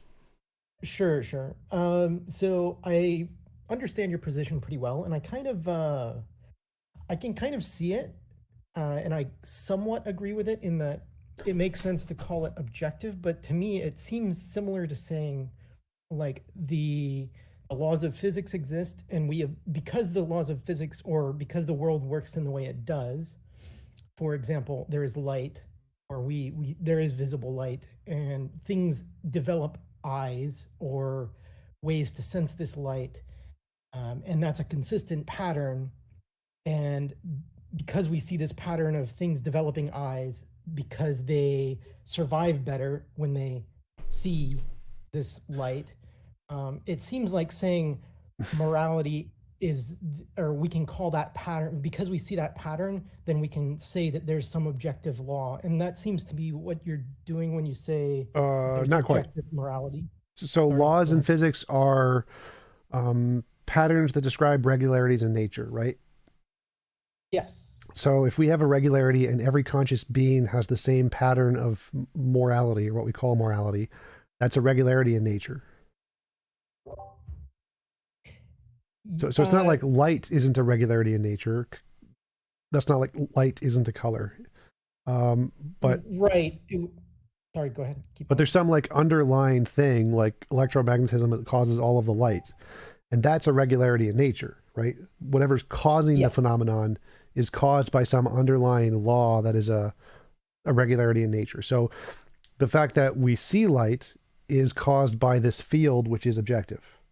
And so the fact that we experience morality, the phenomenon of a morality, like feeling bad when people punch babies or whatever, is like seeing light. It's a phenomenon. And then that phenomenon is caused by some underlying physical regularity, a law of physics. And that law of physics is the objective thingy. So, is feelings objective? No, feelings are parse that. subjective. That's the phenomenon. That's the seeing of the light. So you based your arguments on feelings. Feelings are the phenomenon. So we see stuff that's subjective. Our sight, like if we see a mirage, that's subjective. We see the image, but it can be caused by something objective. There could be a thing there, like an ocean, causing us to see the visual stimulus. So our subjective sense experience is not the same as the objective cause. Do you have proof that feelings are subjective? Yes, feelings are subjective. Sense experience is subjective. No, senses and perception is a completely different to feelings. It's called subjective experience. So wait. So subjective experience is when you see things like colors, taste things like food, hear things like sound. Those are all called subjective experiences. They are subjective. Yes, but they are tied to biological mechanisms. So are feelings. Feelings are also tied to biological mechanisms. You don't have any proof that they are tied to biological mechanisms. You don't. Feelings? Show me the proof. Yeah, yes, we literally do. We literally do know feelings are tied to biological mechanisms. That we literally know the parts of the brain we can turn them off. Where's the research? Where's the peer-reviewed research? There's literally tons of it. Like, show me then. I don't really want to Google it right now, but you can Google it. It's pretty easy to find. It doesn't exist. There are people who have. It's because it's no. Stop. Then it's not. So you can Google emotional processes in the brain and where it's damaged. You can learn that on your own. Emotional processes. And the other guy, I think it was Goblin Lord. Did you have other questions? Were you the one talking before? Yeah. Sorry. Yeah. So I wanted to keep going down this a little bit. So I'm trying to grasp at what I feel I'm seeing, and maybe I'm not communicating it well. So the pattern, though, I feel like the pattern that you say that we see could simply be described as things survive better when they kind of develop in a way where they avoid imposition of will, so to speak, in the same way that electromagnetism exists and as a field, and then things develop ways to sense this field to survive better. I don't think so. No, you don't? Okay. No, like bacteria does just fine. Bacteria is the most successful living organism. It has no morality. Or no access to it. You do understand that something that is objective is mind independent, according to philosophical. Stop. Abe. We hit a point where you just aren't accepting science at that point. So you just go with the science. According to philosophical definitions, objective is mind independent. Let's let Goblin Lord finish. So. Thank you. Sorry. To respond about the bacteria thing. So if we were to say that some species exist that didn't develop morality, does that mean that? I mean, I don't see the relevance there. Like, you said that morality could be explained by better survivability or something along those lines. Yes. I don't mean like that must be optimal, but it seems like it could develop in that way. I don't see why it couldn't. Because there are easier ways to survive without morality. Like, morality does not seem to be tied to survivability. You could make the argument it's tied to group dynamics, and things that require groups would be benefited by morality or something along those lines. But it wouldn't. That's kind of. It wouldn't follow that all life forms in the universe would follow the same pattern, though. And that's my claim is that. Could I interject, please? Wait, not yet. So my argument is that anything with a sufficient amount of intelligence and resources will develop morality. Like AIs will develop morality, and AIs don't need it to live. That's impossible. I work in the IT industry, and that's absolutely impossible and will never happen. Abe, not your turn. Abe, sorry, I'm because not really I work with artificial intelligence, and I can confirm. Abe, not your turn yet. Sorry. Yeah. Okay. Yeah. You were saying anything would develop this. So actually, but couldn't we say a similar thing about again, kind of going back to things that we see develop in more complex organisms like eyes? Like these seem to develop pretty consistently. Right, but that across would things that would live in light. but that if eyes develop, that indicates that there's some objective phenomenon there that they're sensing. Yes, but it doesn't mean that there's. So yes, exactly. That's what I'm saying. But it does. What I'm saying, also saying, is that that doesn't mean that there's some objective law that, or objective thing in nature, which, well, I guess it kind of does in a sense. I don't know.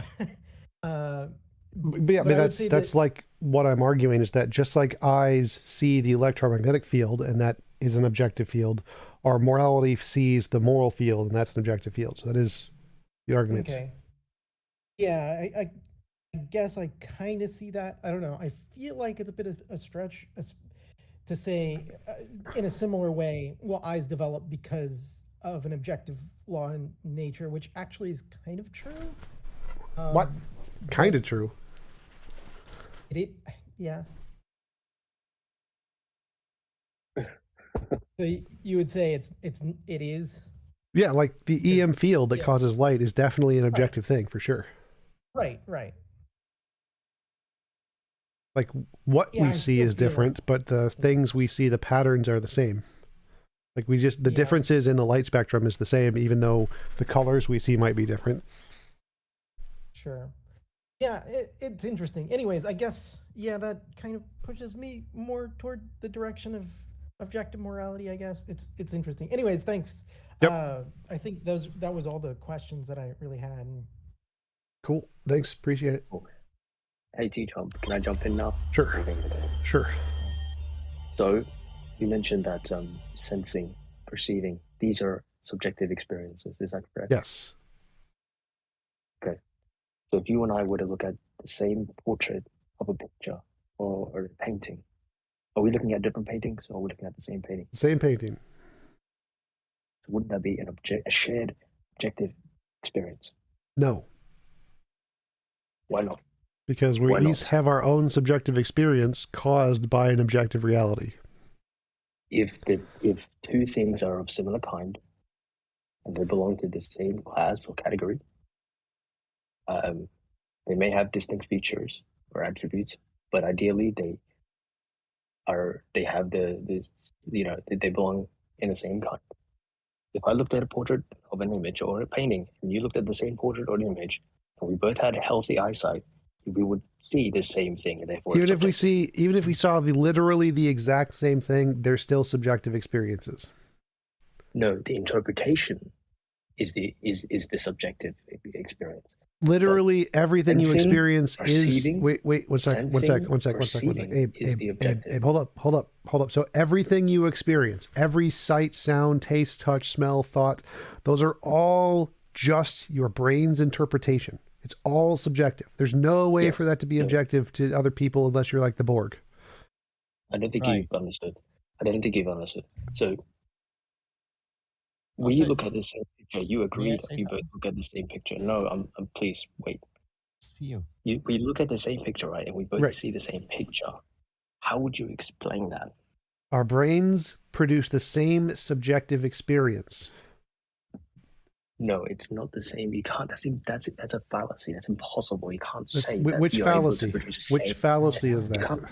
You can't use subjectivity and the same. You can't. Which put same and subjective. It's a which contradiction. fallacy is that?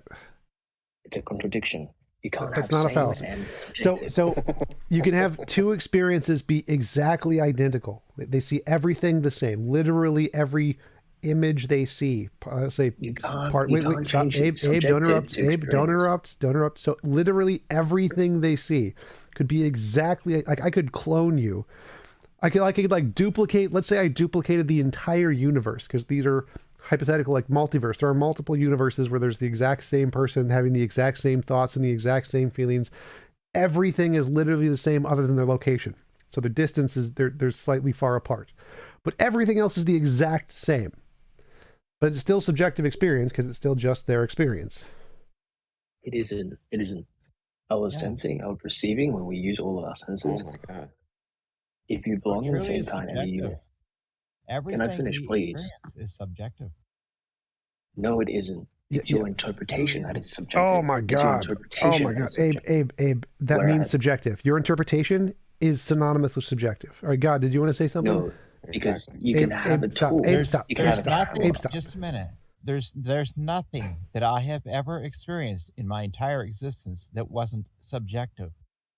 I could literally say, get sit down 2 glasses of a beverage, and we could both take a glass of that beverage, identical glass, identical beverage, same temperature, and we're going to have a different experience of it. No, we're And not. if We're I both could having do the the same exact same glass. thing I don't- tomorrow, God, I don't think that then it matters. would be different again. God, I don't think that matters. No, So, no, wait, no, wait, we're not. hold No, up, we're hold not. up, We're Abe, not hold gonna up, have- we're Abe, not- stop we interrupting. have I'm the gonna same you. Stop, thing. Abe, stop. So, God, it wouldn't matter if we had the same, if we literally felt the exact same feelings. It would still be our own subjective experience. So whether or not Yes, we feel, that's what I meant. No, it wouldn't. It would be exactly. It would be objective, but the No, it wouldn't. interpretation The- it might slightly be Abe, different. Abe, but that's not what interpretation that makes objective it subjective. means. That's not what objective means, Abe. Objective means without the feelings. Without it's about what It means you are both mind experiencing. independent, Abe. It means mind independent. So then, how does your argument of morality fit in if it's Ah. mind independent? Because the painting is there. If we're both looking at a painting, the painting is objective. Both of our experiences are subjective. But if we both died, the painting would still be there. That doesn't make any sense. I'm talking about us utilizing our eyesight to view the same That's what I'm object. talking about, And if Abe. we're able to both confirm that we're looking at the same object, then how do you explain that? You can't say it's because we have the same experiences and say we have the same subjectivity, because same and subjective are 2 contradictory terms. No, they're not, Abe. They're literally not. They are. Who else No, they're agrees? not. I'm Abe. sure there's many All right, people all right. here that We're agree. moving on. We're moving on. I've debunked you enough on this. Anybody else got any questions? Glasses prescriptions. Why was I muted? Hi, I've got a few things. Sure. Your future predictions with your morality. Yep. I've got a few of my own. Just I'd like to hear Sure. your opinion on. Go for it. So, imagine we all became vegans in about 200 years, and the way we think about slavery now is what we would think about eating meat and factory farms are like in the future. If that makes sense. Yep. So a future testable prediction would be something like it'll be illegal to eat meat in 200 years in first world countries. There'll be higher taxes as there are for cigarettes and alcohol in maybe 100 years, things like that. Yep. What do you think? We've already made those predictions. Those are really common knowledge. I've told some people that, and they think it's stupid. So Yeah, anyway. most Republicans for sure. But yeah, I totally agree that yes, I don't know if it's 200 years seems fast, but yes, I agree that once we get to a point where we can technologically just print food that tastes just as good, yeah, it's going to be immoral to eat meat for sure. I don't know about the time frame though. Okay, and one more thing about AIs getting consciousness. When that happens, if your morality is right, then they would also get human rights, but only the human rights that would affect the imposition of will. What? So like human rights are things like, are you asking would we like see them as having human rights, or like would they like they'd inherently be morally important whether we recognized it or not? I'm saying we would recognize it. We wouldn't necessarily recognize it. Like computers, if they were conscious now, we just wouldn't recognize it. They'd still be morally significant. We just wouldn't know. Okay, well, when we do know, then we would give them human rights. Yes, presumably that would be the moral thing to do. Hey, Jump, give me an example of... Wait, Garrick, were you done? Did you have more questions? That's about it. But like if the chat has any other predictions that would happen if TJump's morality is right, I'd like to know about it. Oh, like mine, the reason...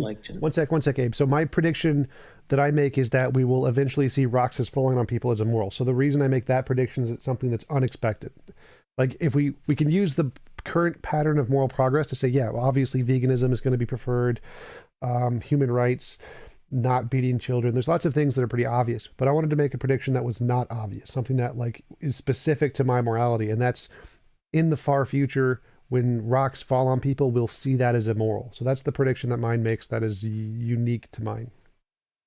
Are there any predictions that are sooner? Because there might be like 1,000 years time. Well, all the ones like you said, like the eating meat will be seen as immoral, like those are obvious. We can make those predictions for sure, but those aren't like special enough for me. But yes, that would be. I could make a prediction that probably going to be in the next 40 to 50 years max. Using fossil materials to power engines will become immoral as it becomes more scarce. I don't know if that's immoral, more just bad for the environment. I don't know if it'd be immoral though. Yeah. So, Garrick, was that it? Or do you want to? I think that's about it. Cool. Yeah. Anybody else got any questions? Do you have an example of the ultimate moral experience?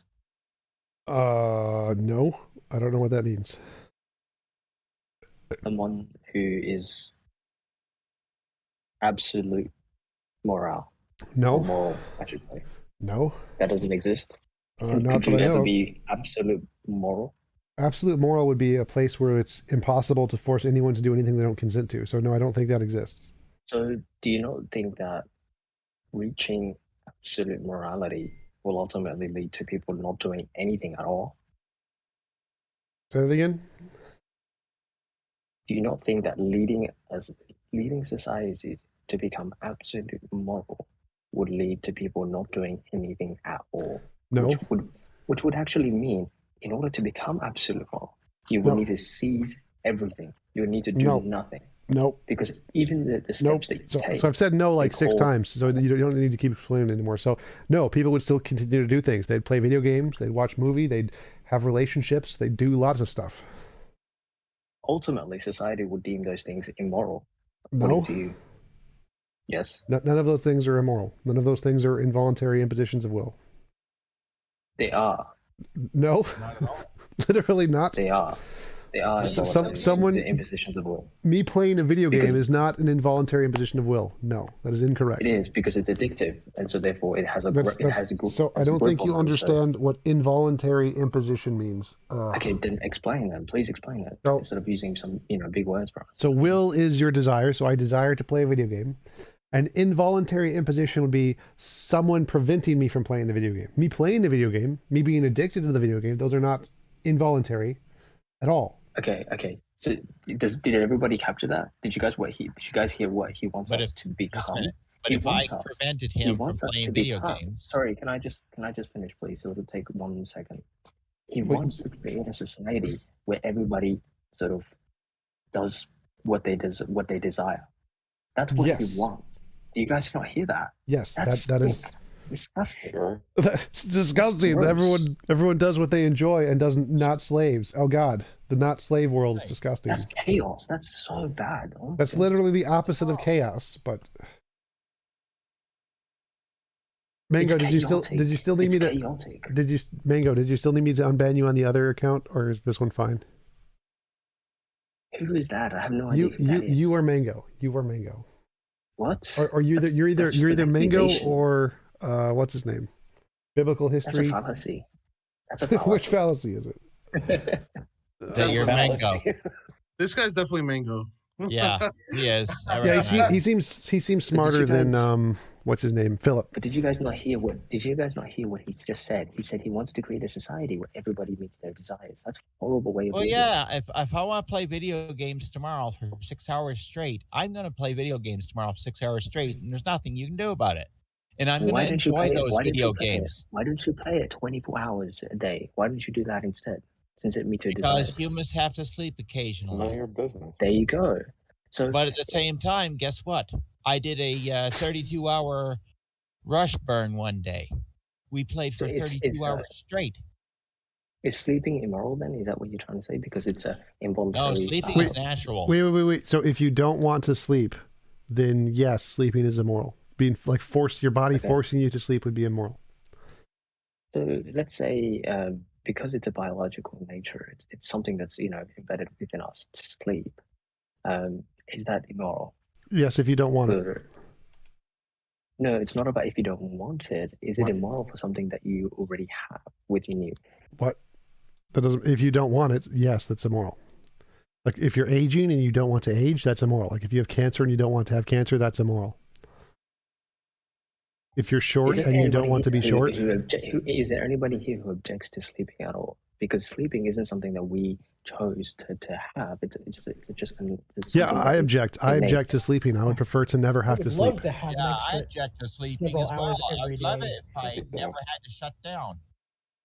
Okay, and so you would require technological.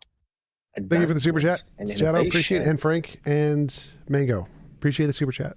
So you would need innovation and technological advancements in order for you to somehow come up with a solution to prevent you from having to go to sleep and constantly have energy. Is that the solution here?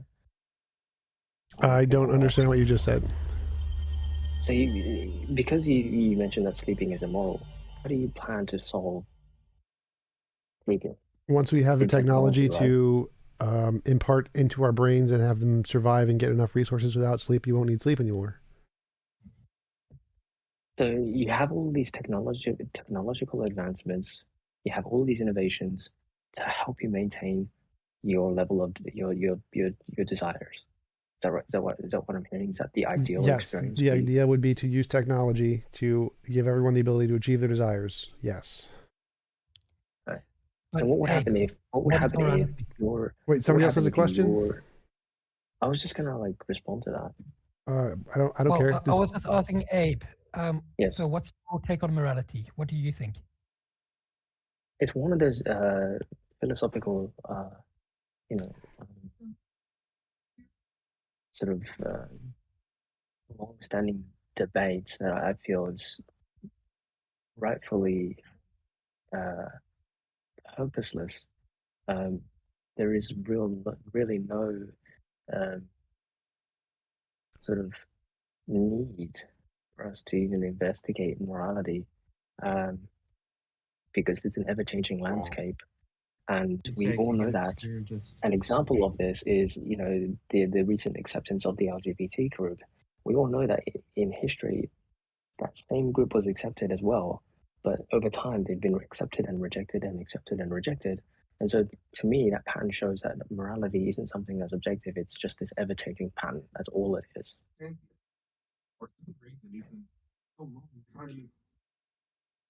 I can't hear you.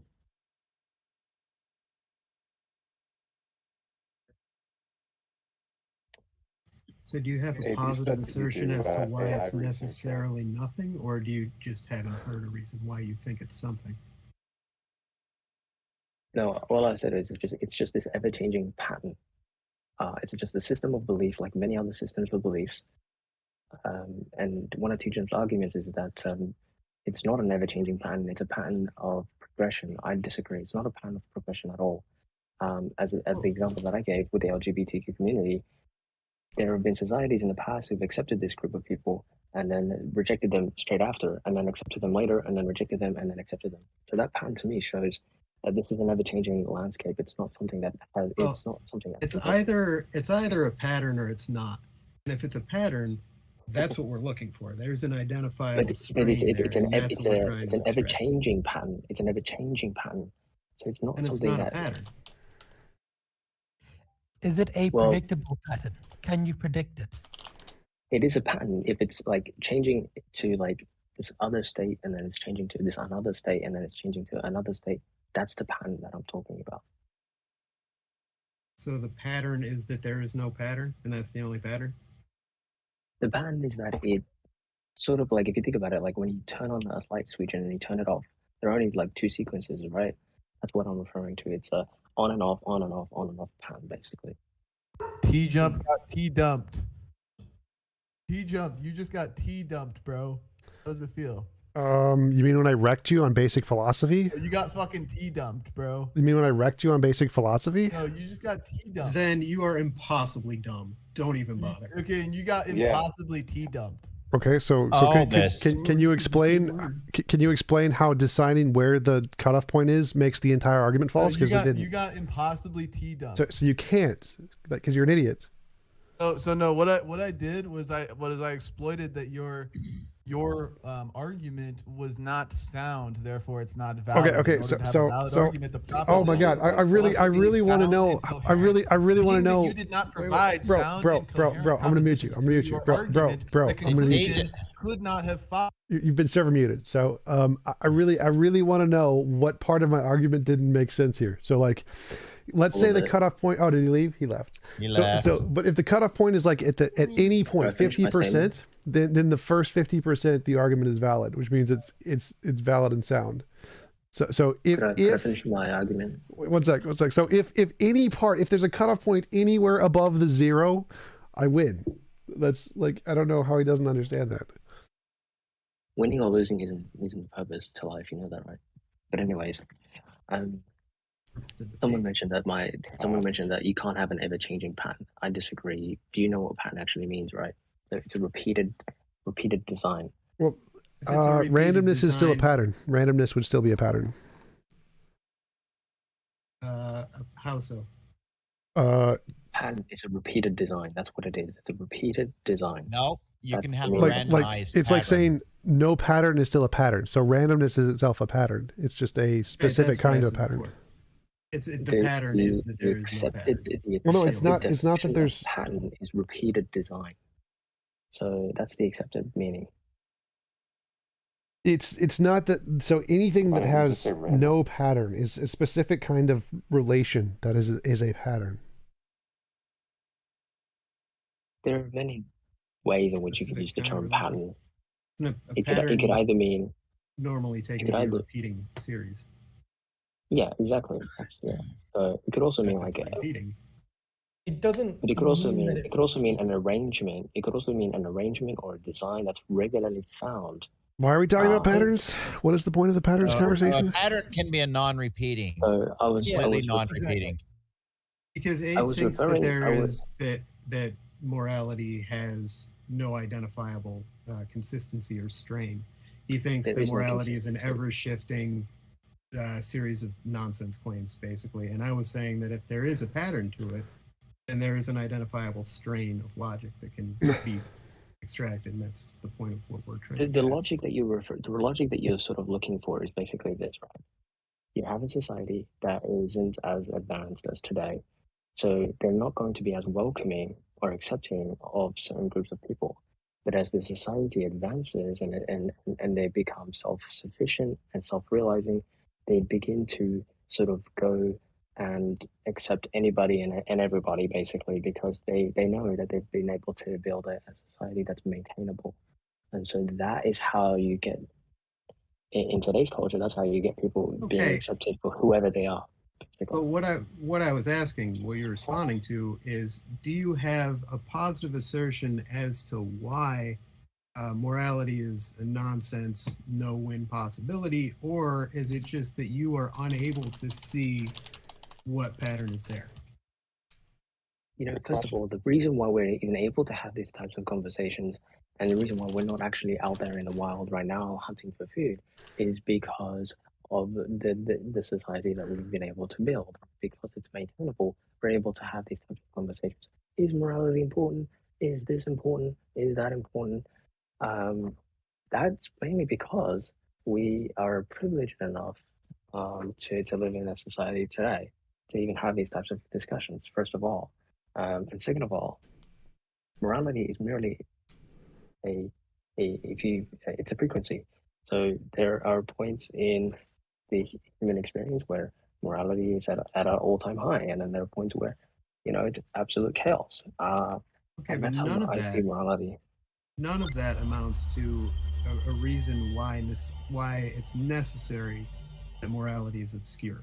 Why it would be impossible to find a pattern to morality.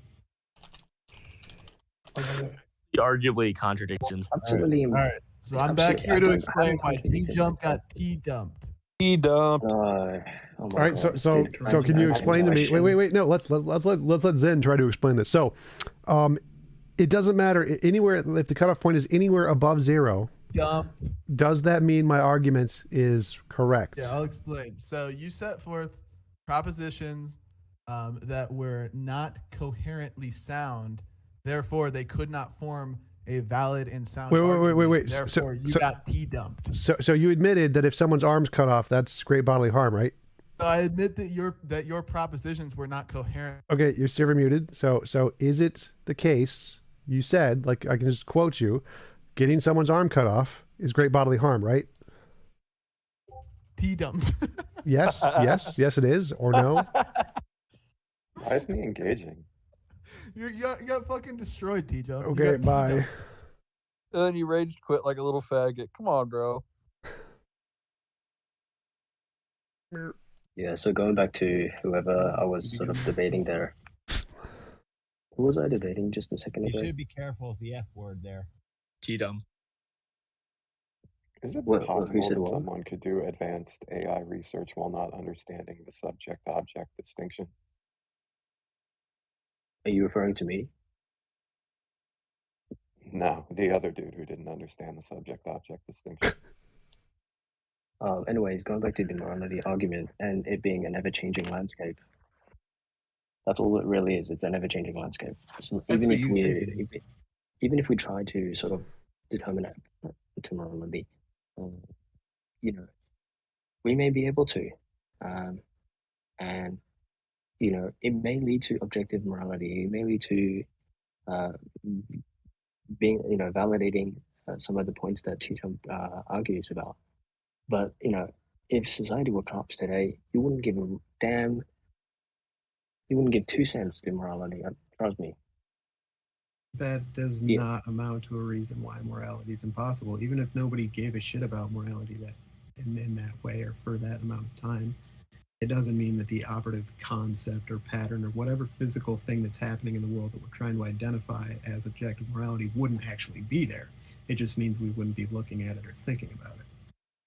Look, all I'm saying is if the collective, if all of us were to get into one room, under one roof, and we all spent, you know, if we spent 24 hours just thinking about God, I think we would be able to come up with, you know, reasonable conclusions to whether or not God exists or not. So you need a supercomputer or some quantum computer to come up with that, come up with a sensible conclusion as to whether morality is objective or subjective. I wouldn't say it comes down to us humans being able to define what morality is, because. But it would come down to us humans defining what a God is and what it wants. No, we don't get to define what God is either. You know, morality, God, these concepts are, you know, beyond our capabilities. So I wouldn't like. Right, but the only part that we have to work with are the parts that are within our capabilities. Like whether or not there's a God or anything like that. Because we all admit that, we all accept and admit that because we all admit and accept that we're limited beings, we also come up with limited capabilities and limited thinking. And so if one of us comes up with an idea that sounds right to us, but in reality it may not be exactly that. Okay, then it's a completely unreliable, obscure concept that is based. I mean, the only thing to say that there is a God outside of what we understand is to speak from within what we understand.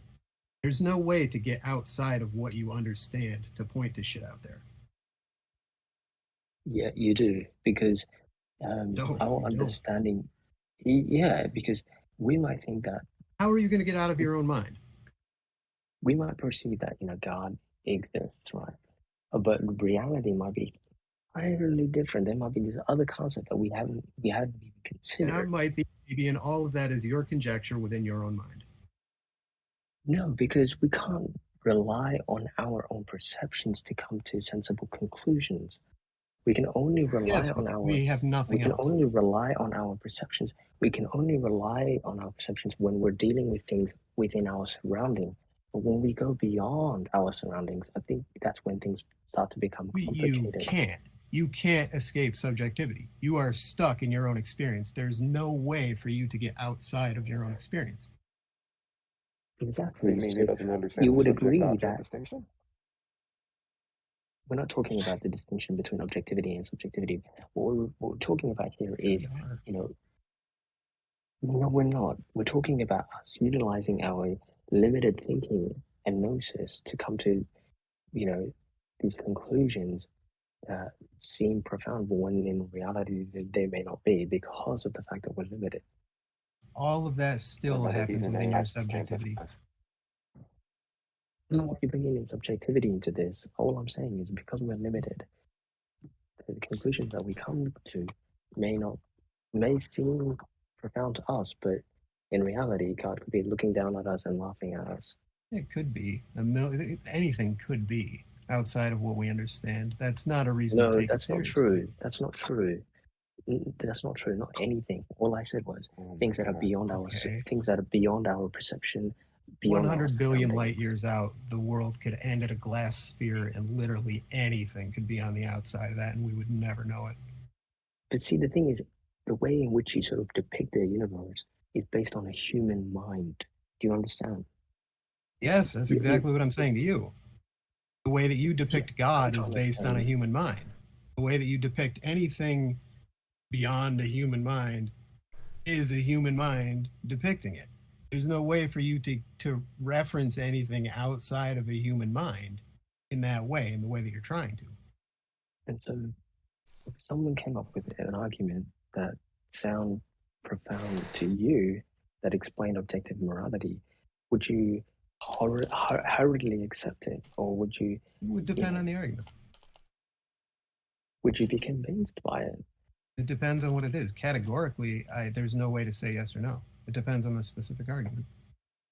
Okay, but you have to understand that when we're dealing with these philosophical concepts, 9 times out of 10, we get it wrong because we're using our human mind to try to explain our reality. Right, but unfortunately, that is all we have. That is all we will ever have. We have technology way. Today, do we not? Yes, we have technology, but we have our mind's understanding of what that technology does and what that information means.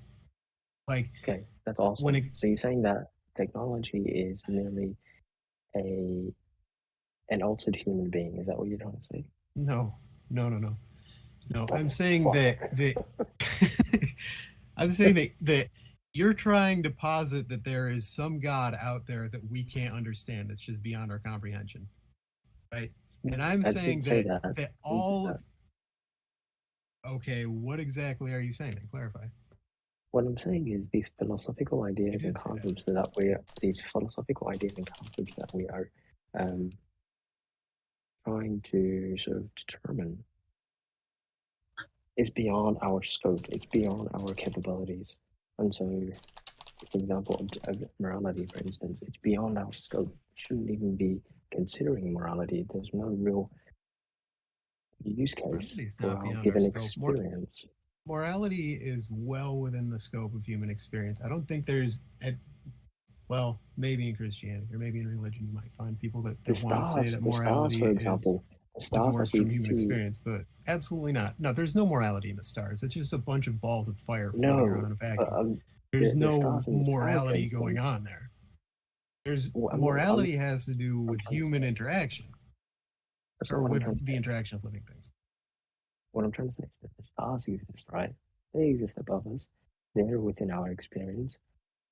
But there is no tangible effect that these stars have on us. So, I can hear you. Sorry, you're quiet. Okay, the stars exist, right? They exist within our experience, right? Does that mean that we should, look into them? We should what? Should we look into things, even though they exist in our experience? Should we look into things even though they exist in our experience? I mean, yeah. I don't get the point or the central thrust of where I go, because we like to understand things, and understanding helps us survive, and information is good. Okay, word. So information is good, and because we need to survive, all right. The aspect of surviving, I understand, but to understand the stars and to understand these complex philosophical concepts, it's beyond our scope. It's beyond our capabilities. So why should we even consider hydrogen it? and helium mostly? Like Yes, it is. An example of it is God, right? Example of it is God. Everybody has their own interpretation God of is this data. look. Therefore, God, human mind, human thinking isn't significant. It's God not is essentially sufficient the enough. Minotaur. God is the Minotaur or the Kraken. God is a thing that ancient people used to make up to answer hard questions when they wanted the understanding that they didn't have the answers to. Like, where the fuck does the rain come from? Nobody knows. Well, let's make up an answer. Making up gods was just commonplace back then, and a lot of it's persisted because it's assisted state control and various other reasons. But like, as far as taking those concepts seriously, that like, to say it's beyond our comprehension is to say that the labyrinth and the Minotaur are beyond our comprehension. They're not beyond our comprehension. We know where those myths and those ideas come from. People make that stuff up all the time.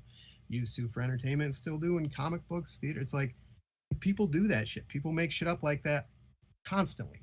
But to say that you're referencing those imaginary beings actually exist in a separate dimension. It's called imagination. Yeah, it's called your mind, imagination. Yes, it's contained inside of your skull. That is the limit of that world. Inside of your head, inside of your brain. Your brain is the thing that exists. It's not. It absolutely is.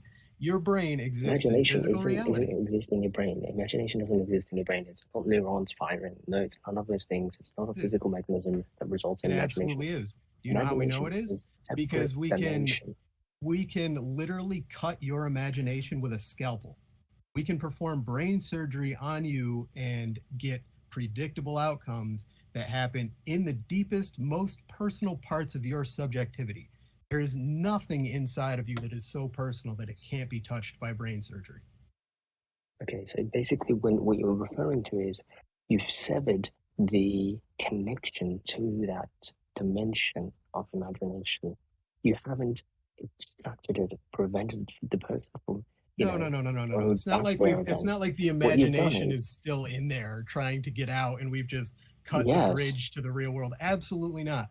The thing that is going that is not anything like what the best, most studied people have told us about how the brain works. That's just some happy conjecture that supports the idea of the soul. The people that you're referring to, the people that have studied it, the people that you're referring to, these scientists and these neurologists, these are people that are focusing on the physical aspect, and they're not taking into account some of the other aspects. Oh, you really think they're not taking that into account?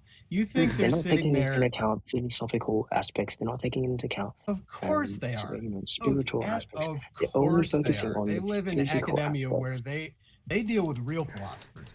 They deal with people who study philosophy and its application to those particular realms.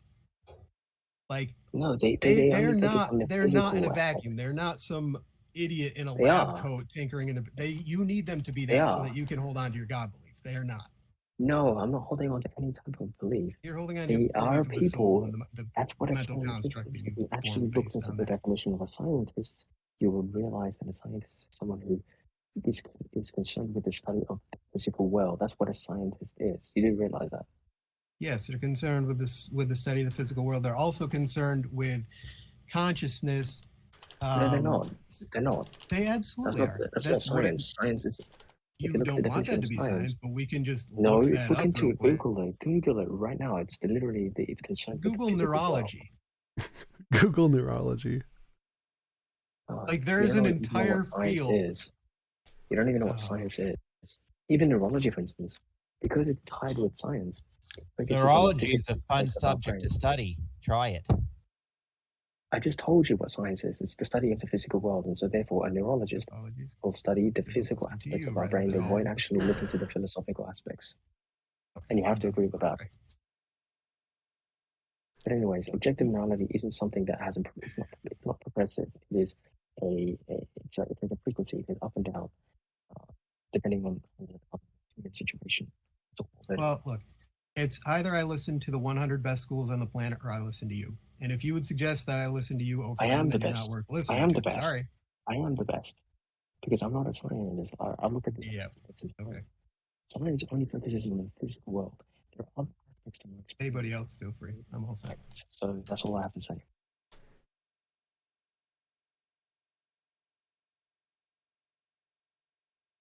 There's nothing to argue against, T-Jump. There's nothing there. Just wind.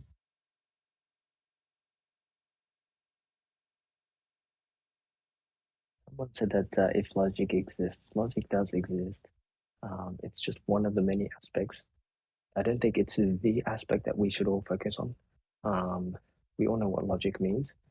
It is referred to coming up with logic, reasoning. That's right, and it does exist, but it's just an aspect.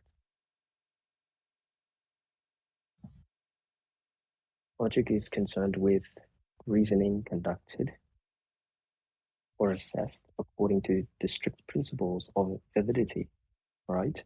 Whether or not something is valid.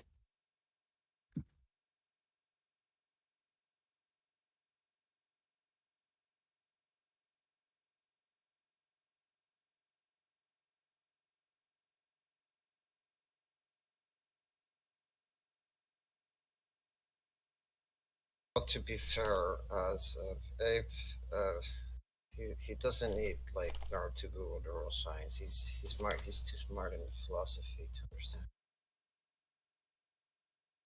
I should. Logic is reasoning conducted according to the strict principles of validity. That's what logic is, right? Coming to sensible conclusions that can be validated, right? So you know. Yeah, did I make the guy leave? My bad if I did. What was that? Hello?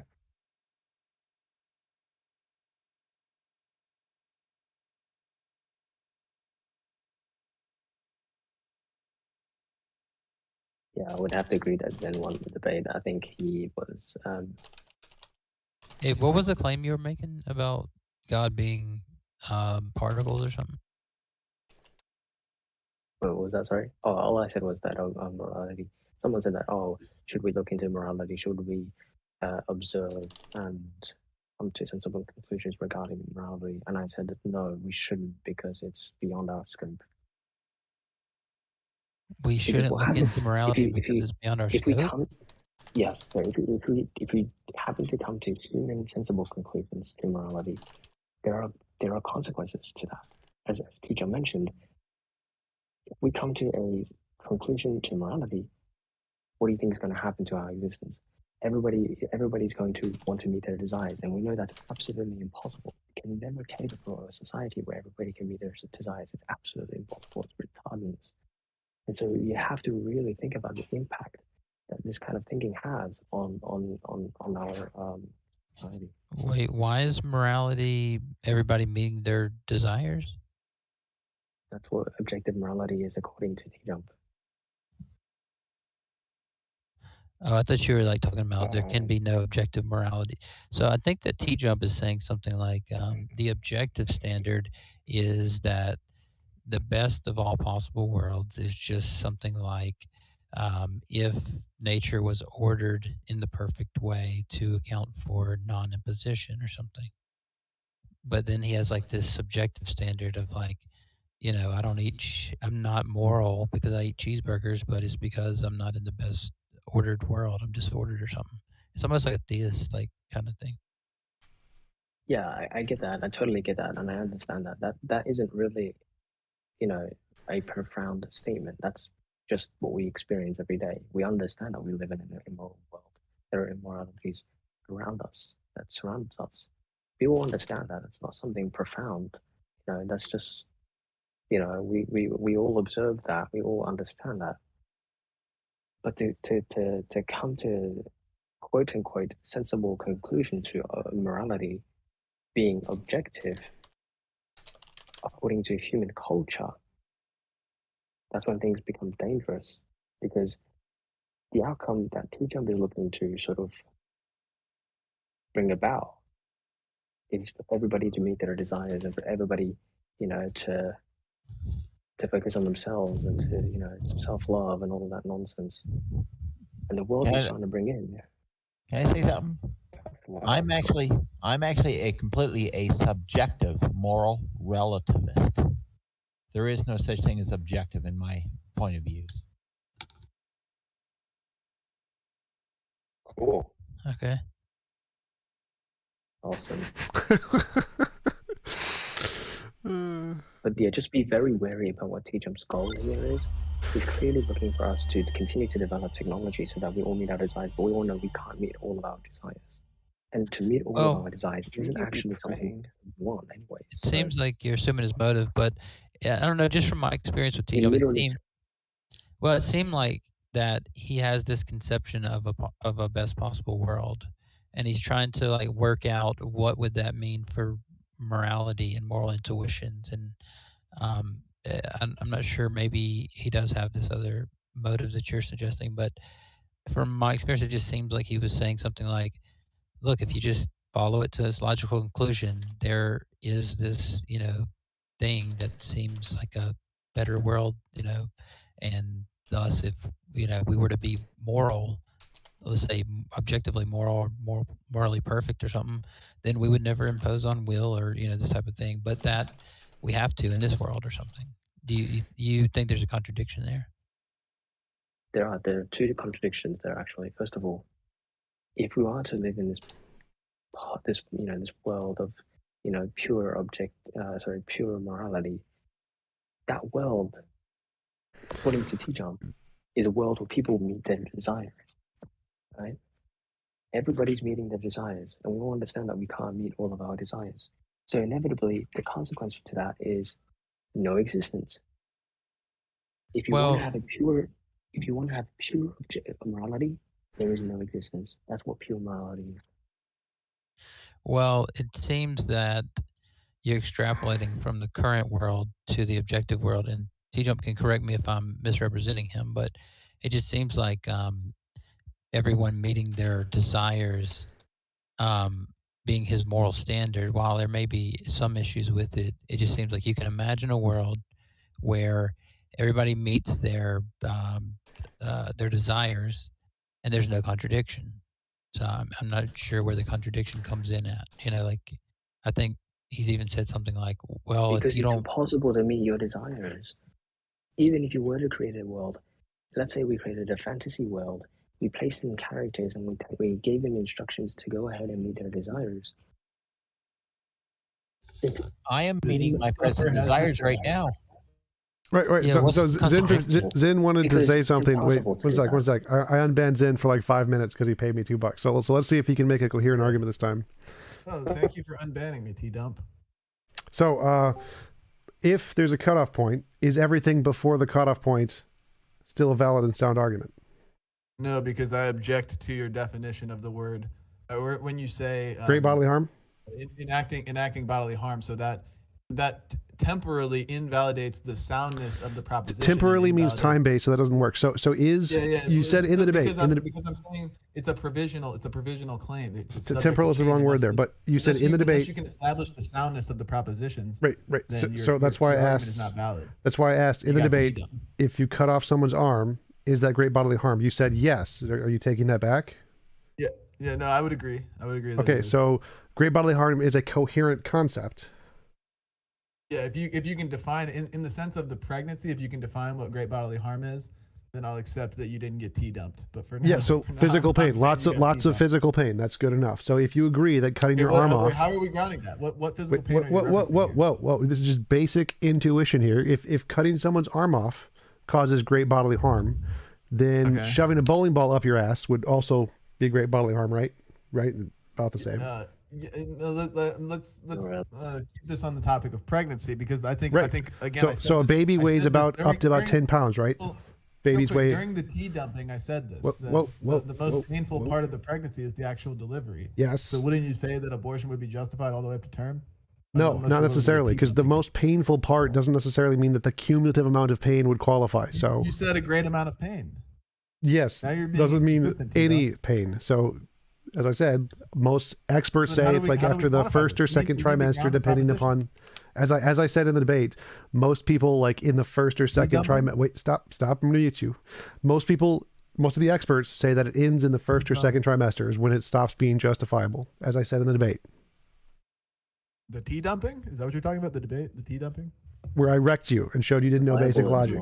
You got fucking So wait. I'm going to mute you. So as I said in the debate, most experts say in the first or second trimester. So you're gonna bring up the point. So I answered your point. I answered your point in the debate, and I crushed you. So no, you got tea dumped. Premise one. Wait. So I answered all of your questions accurately. I said yes, there is a cutoff point. Tea jump got tea dumped. Who in here thinks that? I think server, you are server muted. Server muted. I think he got tea dumped. To be I honest, think you're functionally, mentally a child. You're emotionally incompetent, and you're incapable of admitting when you know. Shut up, Faye. This Zen guy is weird. He is. He's stupid. I hate that I missed the debate. What is the dispute here? So I made the argument that one sec. On how badly he got I'll mute Zen and let him talk after. So I made the argument that pregnancy can justify use of lethal force because it's self-defense, because pregnancy can qualify as great bodily harm. And then I quoted all the different legal papers that literally say this: pregnancy qualifies as great bodily harm. And then his argument is define great bodily harm and tell me what the cutoff point is. And I said, well, I don't need to do that because it's obvious. Like, the effect of pregnancy on the body causes enough physical pain to qualify as great bodily harm. I don't care if you want a specific definition. And then he's like, what's the cutoff point? And he kept asking what the cutoff point is. And then I made the point that it doesn't matter what the cutoff point is, because if there is a cutoff point, everything before that cutoff point, my argument applies. Okay. And it's self-defense. Okay, I concede. Wait. Even if it is, it's Zen's turn. Zen, you can now tell your version of the argument. So when I asked you to define great bodily harm and you said I don't need to do that, what you are effectively saying is I don't need to ground the soundness of my propositions, thus rendering your propositions incoherent and invalidating your argument. Conclusion: you got tea dumped. Here, I'll mute myself. You don't need to. Like, if you stop talking, that's perfectly fine. So essentially, his argument was he's going to bring up a pedantic definitional thing and not actually address the argument. So my argument was both sound and valid, and he was trying to bring up a pedantic definitional point, which is irrelevant. So like, all right, so I'll have to server mute Zen Shapiro. So like, if I tell you what I think the analogy I used was, all men are mortal. Socrates is a man. Socrates is mortal. And you bring up, well, what really is a man? How do you tell the difference between a man and a Africa, like whatever, Homo africanus or whatever, like that's irrelevant. Like, everyone knows what a man is. You don't need a specific definition of a man. So if we use something that is pretty obvious, like great bodily harm, like obviously having a baby does a significant amount of pain and stuff to the body. So I don't really need to define exactly what great bodily harm is, because the point is there. It's obvious. You do, because it's subjective. You do. It does not. It doesn't. Abe, stop, Abe. Okay. Abe, let them talk. I just want to say, mute him! Mute me harder, T-Dump! Mute him! Okay, there you go. I wish I could. I wish I could. Mute me harder! Hey, T-Jump, regarding the bodily harm thing, I disagree there. There are certain bodies, there's certain aspects of our body that, we are prepared to let go of or concede. So even if you might be, but not everyone. So saying we are prepared, like, you can't say everyone is voluntarily going to give up a part of their body, like they don't. All right. Okay, I concede. Let's say pregnancy is bodily harm. So what, bro? It's part of the process. And even if it's a natural fallacy, who gives a shit? Well, if it's a naturalistic fallacy, that means that you can't use it as a justification. That would be. Okay, so what's your solution then? Do you want babies to be born out of these pods, these technological pods? Technically, yeah, that would be an improvement. Like, if we could take the baby out of the woman and put it into a pod. Everybody listening to this guy? Do you guys not hear? Hold up, Abe. Hold up, Abe. I just have to serve mute Abe. So yes, if we could literally take babies out of a woman and put it into a pod instead, then we wouldn't need to abort babies anymore. We could just take them out. So it wouldn't be justifiable to kill them if we could remove them without harm. Sure. Yeah, I mean, Abe, maybe can I respond real quick? Hang on, let me give some closing thoughts here. I do actually want to apologize for my friends that came in and F-slurred you. I don't actually condone that. I do condone the F-slur, but not to ruin people's streams. So I do apologize for that. Sure, no problem. But Abe, you bring up a really good point. How the fuck can anybody listen to this guy? He literally advocates for the metaverse and babies being born in pods because he doesn't like nature and taking personal responsibility. Therefore, T-Jump got T-dumped. I'm out. Bye. Come back. Give me another super chat. Yeah. So People's children. maybe Abe, maybe you could concede that. So are you a biblical Christian just by chance? Oh, is he? I mean, is he? Oh, I he's forgot to muted. unmute Sorry, Abe. never mind. My bad. No, my no bad. worries. You don't My have bad. to. I mean, it's up to you guys. No, I forgot to unmute Oh, Abe. That was my bad. hooray! Yeah. So, what was the question? Yeah. Do you are you a Christian or a biblical theist or something? Can I ask what you are first? Yeah, I'm a Christian. Okay. So, what are you doing in this chat room? So are you gonna answer my question by avoiding it with the question? I was just asking you a simple question. I'm purposely avoiding it because I'm not comfortable I'm not comfortable. What would his theistic responding. position got to do with anything? Okay, well, You see, I like Christ Mango said- better than Zen. Mango is more intellectually honest than Zen. Mango is better than Zen. What's up, guys? Who is Benga? Abe is Mango. Again, as Oh. Zen mentioned, the world that TJump wants to advocate for and bring in is horrid. Do not support it. Well, I'm not How's supporting everyone it, doing here? but I'm just asking you a question because I think Who's there up for might a be. $5 super chat? Can you be quiet, please? He's trying to ask a question. Well, I just think there might be like a point of like a bridge here where, like, if you are a Christian, right? We're in a disordered world, right? And so, what's called the Garden of Eden was like this ordered place, right, where humans were in order, and the birth pains was a curse due to the fall. It was due to humans becoming disordered. Actually, no, you brought up a really good point there. Actually, I think paradise is a really good example of the type of world that TJump wants to advocate for. The world where you meet your desires and there are no consequences. Is that Well, that's I don't think sort that's of. completely analogous, but Well, I do think we're almost there. I do think that T-Jump's morality world is very similar to the biblical conception of order and disorder, because again, the birth pains is a curse on the woman for falling from order and becoming disordered. So I think you could even agree with that. But do you understand the fundamental aspect of humanity is that we love pressure, we love responsibility, we love to accomplish things. But if everything around us is doing that for us, we are left purposeless. We are left in misery. We want to jump off a bridge now. So, at what point are we going to say no to technology and, just live a normal life? Well, it could be like on the biblical view that, being in the best possible world is just being ordered, and being ordered just means to, like on the biblical worldview, it's to love God with all of your heart and mind and stuff, and then love your neighbor as yourself. And so maybe he's just saying that, like, there's a possible world like that where people live out their desires, but their desires are in accordance with some sort of order or something. Like maybe some people don't desire to murder everybody or something in that world or something. You know what I mean? Like maybe we're in some disordered state where. And it's not moral because there are psychopaths who are literally wanting to kill people. So well, in a in this moral world, society, according to TJump, he will need to somehow, build a society where killing is fine as long as people revive instantaneously, for instance. If people are consent to that, if they consent to playing a video game where they can die and revive, then it's fine. But if they don't consent to it, you couldn't kill them. Okay, so then it's definitely not paradise then, is it? Because in an ideal world, you would be able to kill anybody, but then they will just revive, and so they will just brush it off. No, in an ideal world, you wouldn't be able to kill anyone unless they consented. Okay. Anyways, but so the Christian guy, you mentioned a really good point there. You said we're trying to create an ordered world, but the thing is, you have to understand the world. Who is the king of the world, by the way? Can you answer that question? No one. Who is the king of the world? No one. There is no king of the world.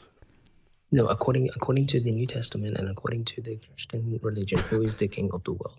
According to Harry Potter, it's Voldemort. I don't usually answer your question of people who is don't Jesus the answer you're looking for? The answer is Satan. So, as in the New Testament, the king of the world is Satan. What? Sin? Did you say sin is the king of the world? In his hand, he's got the whole wide world. You know, they're not singing about Satan there. They're singing about Jesus. Was it Satan or sin? Yeah. So Satan is the king of the world according to the New Testament, and obviously the king of everything else is like the heaven and everything is God. Okay, this is kind of where I'm going to have to step in here and Oh educate. no, go away. I was just about to make him do what I said. I have to. This is kind of where I have to step in. Oh, actually. I have to. I can't stop. The original part in the original Hebrew, Hasatan, please let me finish. Hasatan meant the adversary. There was no personification of a Satan until after the Bible. Yeah, it was actually just a mistranslation. Literally no personification. It was a job title in the original Hebrew. I think it was a mistranslation of Sauron. I think it was meant to be Sauron, and they just wrote it wrong. Oh, stop. No, I agree with that though. About it is just a job title. It's like a job description. Thank you, can see convert. this. You're one of the first Christians that have been able to admit that to me. Oh yeah, Dr. Heiser's been writing about this for years. So converse contender, are you suggesting that? Sorry, not suggesting, but are you proclaiming that the Earth is the final abode? No, there's going to be new heavens and new earth. That's not what he's saying. He was saying that. So no. You just answered my question there. If it's not the final abode, then why should we aim for a technologically advanced society where they do everything for us and we all meet our desires? Isn't that sort of like a sort of trying to interpret paradise on Earth? Isn't that what we're trying to do? If everybody could actually get along in the world, we actually could make this heaven on Earth. It literally could be. But We isn't have more that's not than the purpose, though. technology to actually do it. That's not the purpose, though. If it's not the final abode, then that's not the purpose, is it? Well, like the purpose of life is homeostasis. The idea of finding life in balance with reality, and we are happiest when You have no idea what homeostasis is, mate. Well, Abe, it sounds like you're saying that. It seems like you're making the argument that, like, well, I'm just going to keep smoking because you got to die from something. And I don't think that's what the New Testament teaches, right? It teaches that you should go out and serve others. Philippians chapter 2 says to regard others more important than yourself, and so forth, right? So it's going to be different from. I'm not defending T-Jump's world. I'm just saying, like, you can conceive of how it would be true if you just, I mean, in a possible world, there's no like logical. There isn't a single verse in the New Testament that proclaims, for us to create a paradise on Earth. It's merely a book of morality. That's all it is. Well, I didn't say not even that, Abe. It's not even that. Yeah, and like Abe, I don't see the Old Testament laws as like deontic restrictions for all time like you do, though. Like, because there are just too many examples where God Himself changes the laws because they're for disordered creatures. Well, Abe, don't you think the Old Testament was written by the devil? Yeah, definitely, 100%. Oh, really? Do you even know what the word devil means? Dude, you've told it 1,000 times. Just cut it out. Wait, what's the original meaning of the word devil? Dude, you've said this like 1,000 times, bro. Get help, please. Satan isn't up. the same as devil. Satan is different than devil. Oh my god, he's literally said the same thing like 1,000 times. We get it. Okay, so then you can answer my question. What's your goddamn mother question? I said, do you know what the original word for devil is? Just say no. It's totally fine to say no. It's no one's gonna judge you. If I say no, he's gonna start to just say something. Well, he's gonna do that anyway. He's gonna do that no matter what you say. It's gonna take longer if you say yes and get it wrong. So just say no. Yes, I know all of the definitions. Okay, you don't have to go ahead and explain it. Then tell me what the definition is. See, it's just gonna take longer. Like he's gonna say it anyway. So just say no. Try no. Is everybody in this audience like an instance of serious? Maybe you'll get lucky and you'll actually give the correct definition. Okay, go ahead, mate. Go ahead. Do your thing. No, I want to know if you know. I don't want to know about this crap, bro. Just do your thing.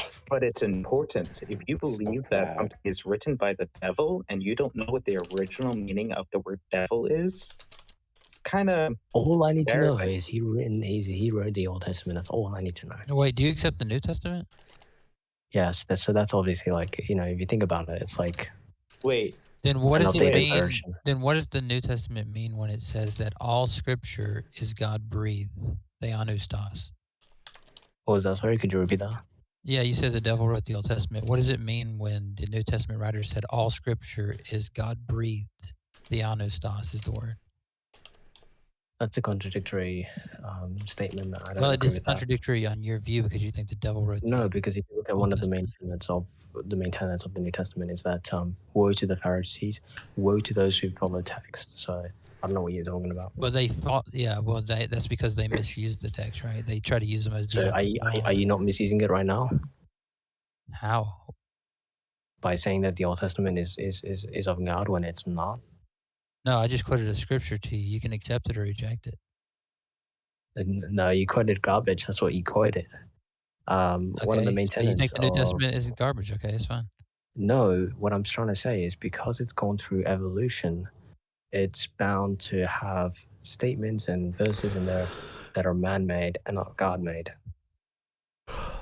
Okay, so all I'm going to say is that the Old Testament laws, just as it says, is Christ says in Matthew 19, they were given to you for the divorce law because of the hardness of your heart. He's saying you guys are barbaric. Stop. You sound ridiculous. I just quoted another verse. You're saying Christ source, is ridiculous. You're lost in the source. You're contradicting what God said. He said, "Don't get lost in the source. Don't get lost in the text." What verse is that? I like how Don't you get lost in the text. What verse is that? I like the fact that woe to the Pharisees and woe to those who follow my text. original question. I don't think you you like the New Testament. I'm sorry. Yeah, but I don't think I don't think A even knows what the original definition is. Hey, The definition that you're referring to is question one for of. you. Do you know the original definition in Greek? What devil means, essentially? Oh yeah, because say Greek no, is like Abe. the Please, language of Abe. everything. Please try this. Please try to say no. Just see what happens. I want to experiment. All right, Do an no, I experiment. don't. Go ahead. It means slander. There was no divine claim behind it. Thank you, Siri. I appreciated that. You want a cookie now?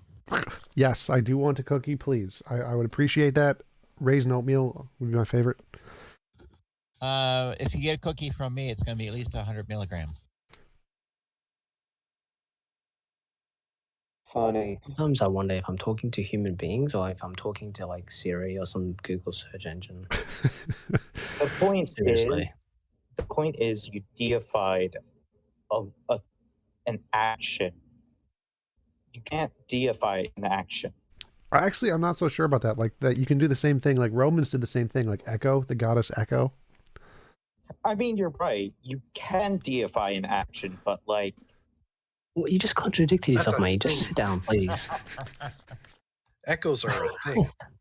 Okay, so here's why I contradict myself, because I forgot about that one particular goddess. This isn't a place of forgetting. I'm sorry. The point is, why do you have to deify something that was originally meant to slander? Look, mate, you gotta make life simple, man. Like, you're overcomplicating things and you're I'm not introducing overcomplicating things. It's called I think Abe's argument is that he doesn't agree, like, with your original definition. Like, I think he would say that the modern interpretation is more accurate than the original definition. I think that would be his argument. Doesn't form a coherent, beneficial, favorable. Like, Abe, you would say that the word devil refers to an entity, not an action, right? It's just merely the opposite of what God has commanded. So someone who does the opposite of God has commanded, then you're just basically venerating sin. It would be an etymological fallacy to say that the ancient Greek is relevant anyway. Technically, yes. It's really not. I'm not saying that at all. No, Abe, he was critiquing what Axiom was saying, not what you were saying, I think. Yeah, he was, but it's not necessarily true though, right? Because as long as you admit that there's multiple definitions, you could appeal to like the etymology to be like, well, I think this is a better use of the term, but there are more usages or something like that. The point is, why is one more correct than the other? Why did we differ from the original source over this different being? Why was there a change? You infer indexically, like from the sentence, what definition is being used at any given time. Yeah, but that's not the point now, is it? Yeah, because I think Axiom's point is given the original definition of the words from the document that Abe is using, the original definition doesn't correspond to the meaning he's using. Therefore, why should we adopt Abe's definition as opposed to the original context in which it was originally written? Wouldn't that the original context be more likely to be true if we think the document is the source of all knowledge? This may not. Thank you, Jump. Thank you. To slander is to basically publicly proclaim the opposite views of a collective. Would you agree? Of a collective. No. Slander is like to say something false about somebody, that they did something bad. We can agree that something that is false is the opposite of true, right? Sure.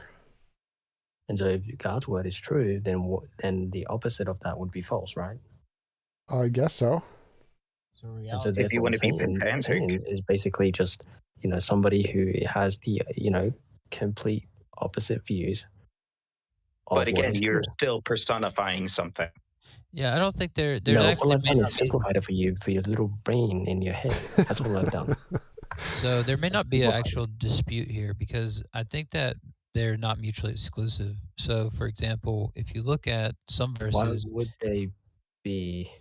Well, yeah, like if you look at some verses, like in First Peter, it'll say that your adversary walks around.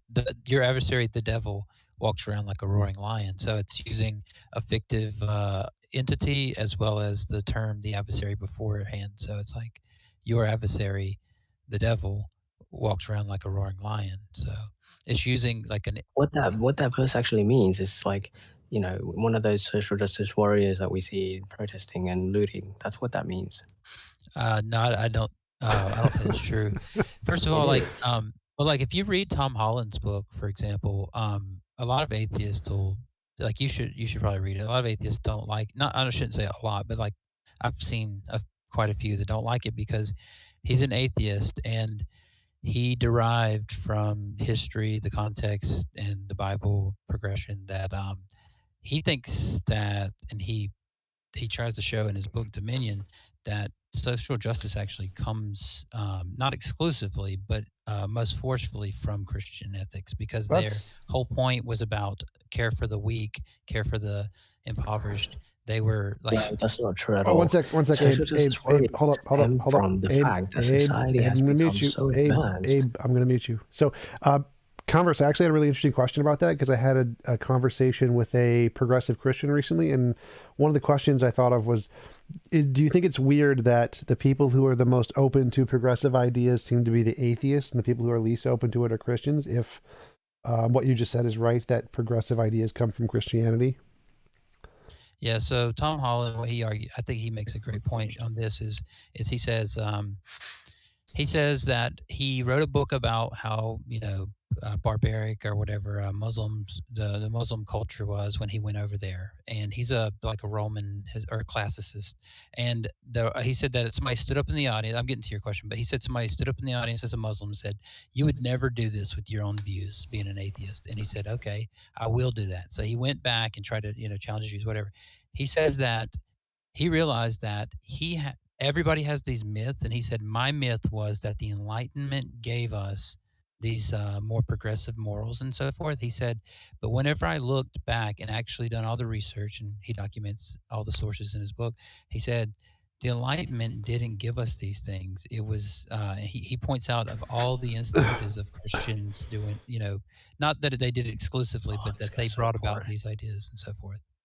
Wait, was that answering the question?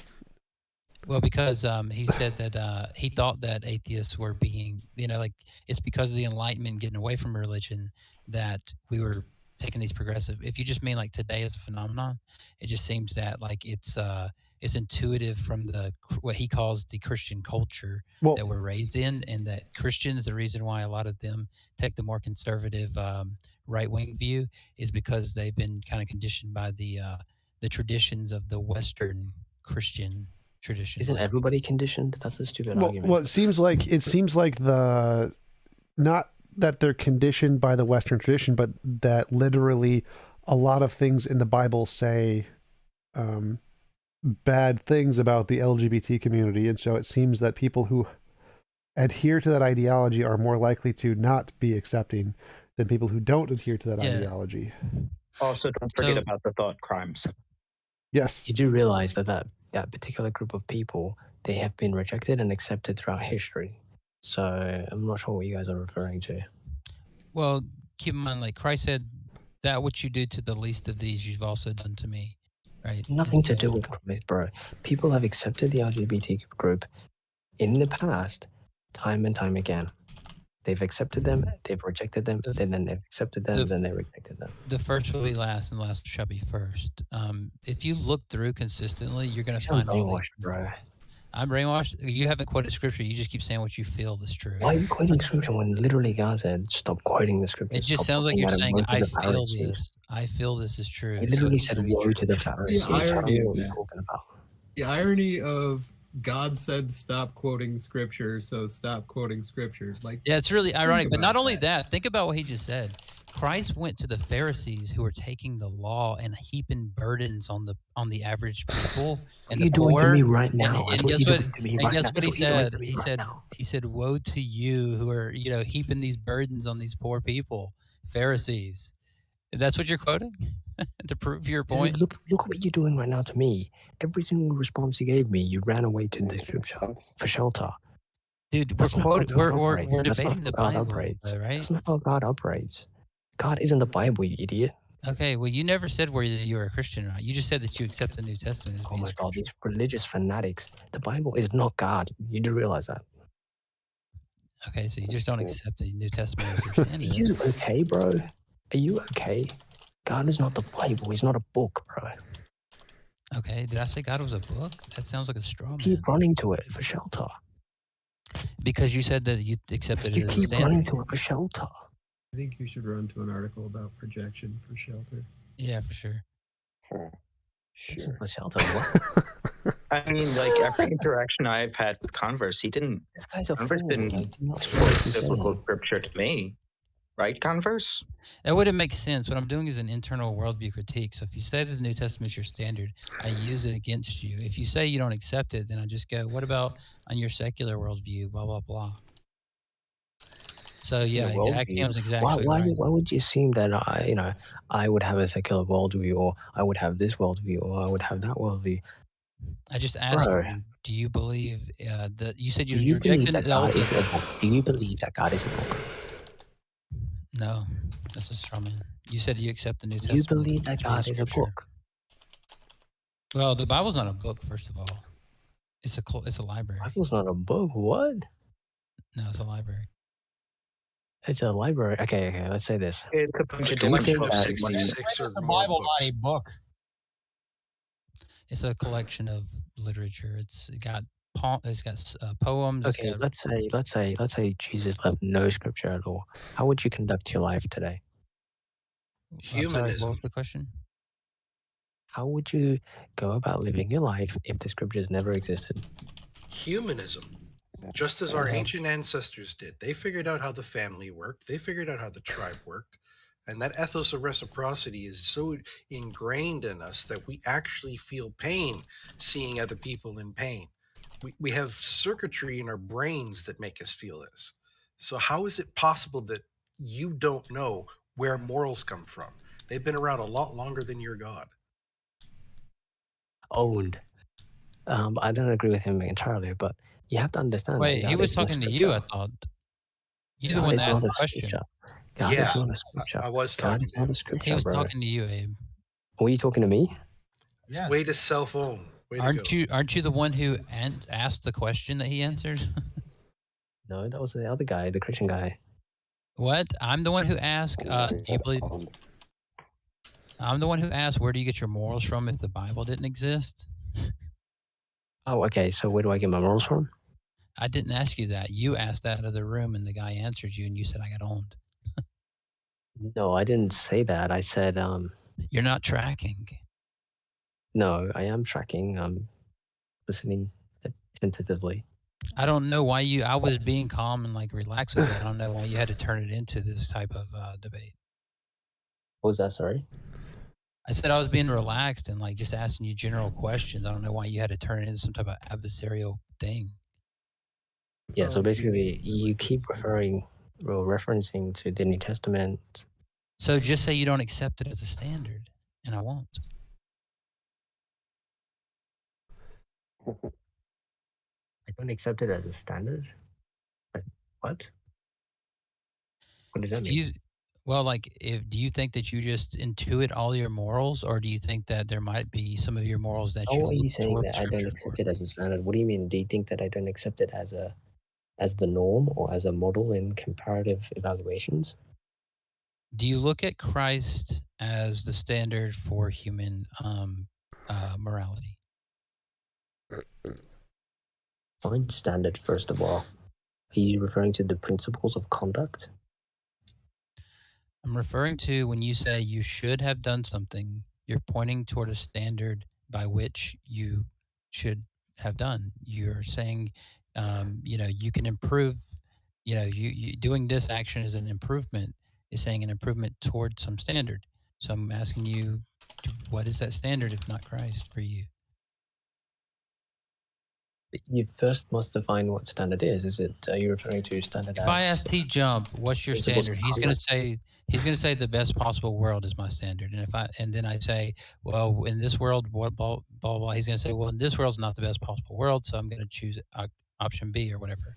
See, he can answer like straight off. My standard is the best possible world. Since we don't have that, it's just like limit imposition on will as much as possible or something like. Okay.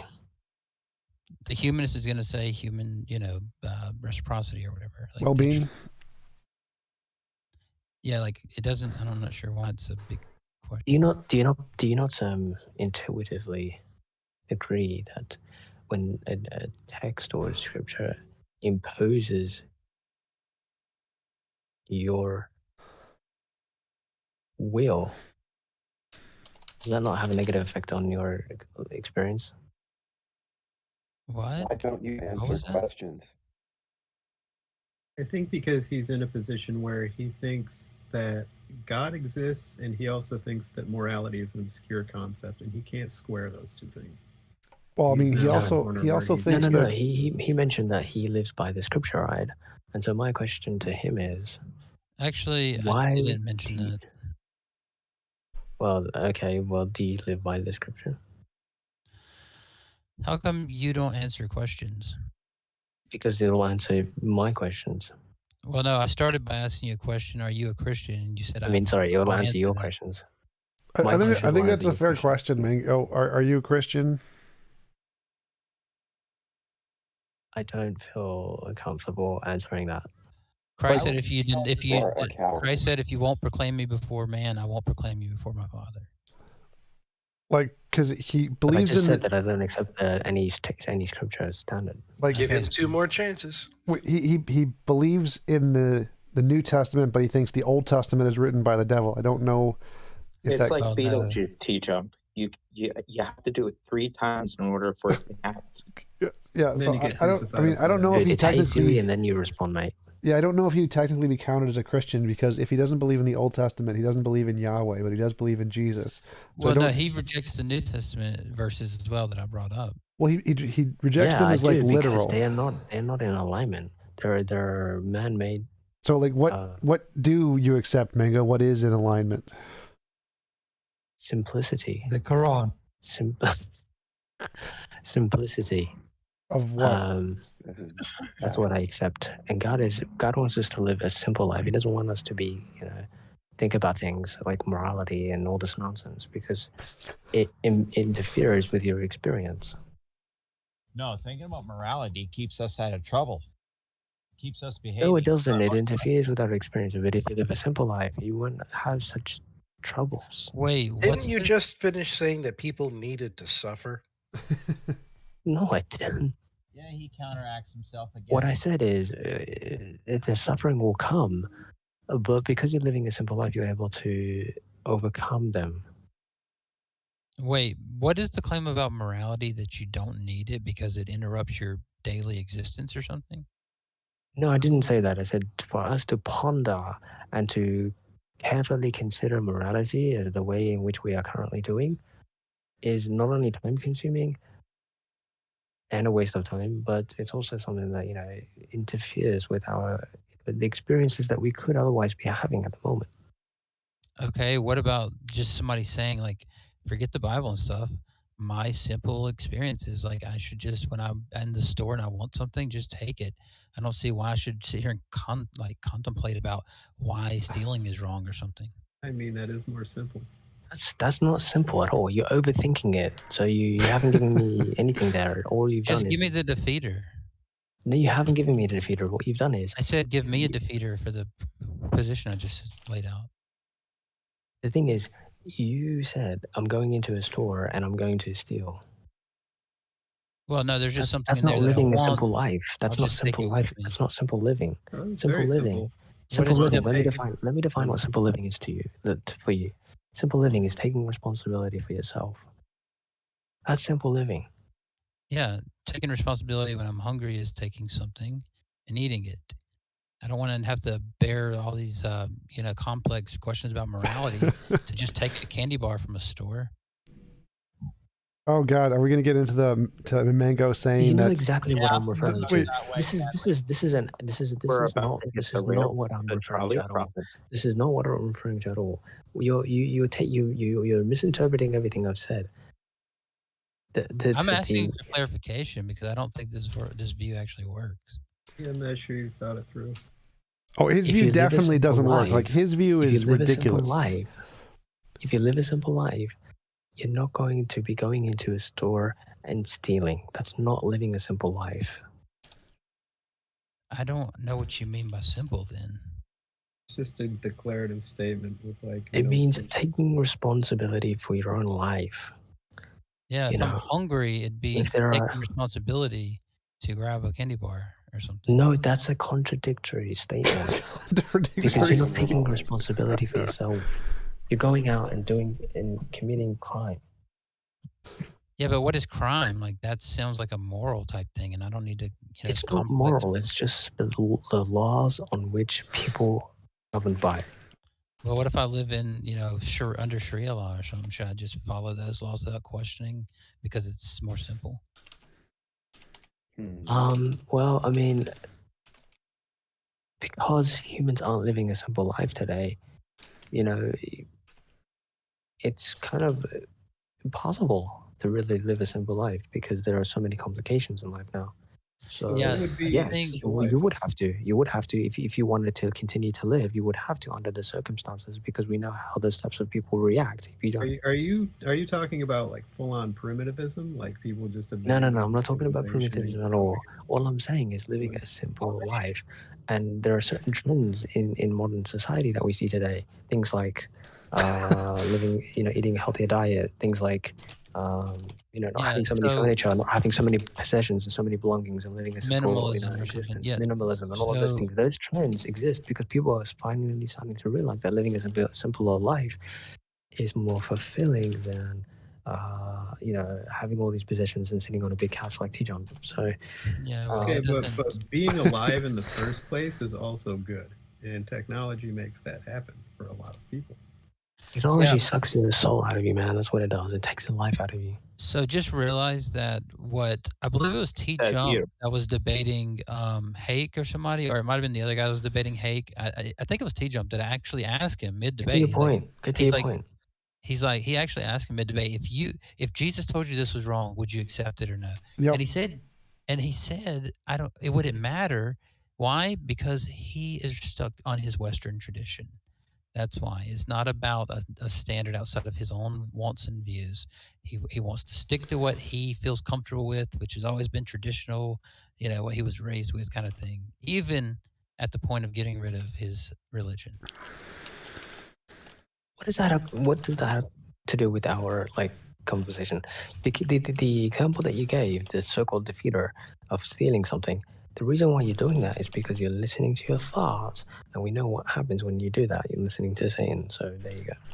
Well, actually, no, because it's like you're saying simple, right? And so I'm just saying it sounds like a simple thing rather than have to work and pay for all this Does stuff. anybody here agree that sounds simple?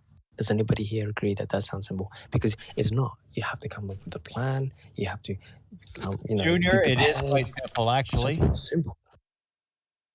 It's not simple if you have to be prepared and you have to make sure that you have the bags to put the food in there and make sure that nobody catches you, and make sure that you can go out and not get arrested. It's more simple than going to work a job and having to count money and put it in my bank account, carry around a debit card, get it, put it in a bag, take it to the cash register, do all that stuff, get emailed receipts and keep up with it, whatever. Being honest is more complicated. No, that's not what I'm. That's not what I'm saying at all. If you're being dishonest, it's simple. What I'm saying at all.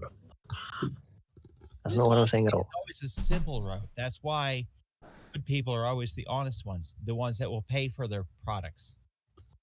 I'm not talking about honesty here. I'm talking about living a simple life. Yeah, I just don't think that. I don't think the simplicity is, something that I should look toward. I also think that's so vague that it's essentially meaningless. Like, to say a simple life, like if you asked 1,000 people to say what a simple life is, you're probably going to get 1,000 different answers. Well, before Abe has said, the thing is, Abe coming up with all these different answers, and these people coming up with all these different answers. Hold up. So Abe said before that his view is that society should be like it was 200 years ago or before, or something like that. Okay. Yeah, so you're that's an example of a simpler time. That's at least a clear description. Yeah, that's the. It seems like the definition of traditionalist. Yeah, so traditionalist. Stop trying to label everything, bro. You're not a traditionalist. Stop trying to label everything. Well, it's just a one-word description. Wait, are you not trying to label things yourself? No, because this entire debate were you not using the word the devil wrote the Old Testament? That sounds like a label to me. No, he's trying to paint a picture of who I am, and I don't appreciate that. But aren't you doing the same thing by using the same labels? Well, then you should speak up then, mate, because I didn't hear you. You should speak up and say that you don't appreciate that, so I can stop. Well, I'm just saying you're also using labels, so I'm pointing out... If you're not comfortable with me using labels, then you should speak up and say, look, I don't appreciate that you're using labels.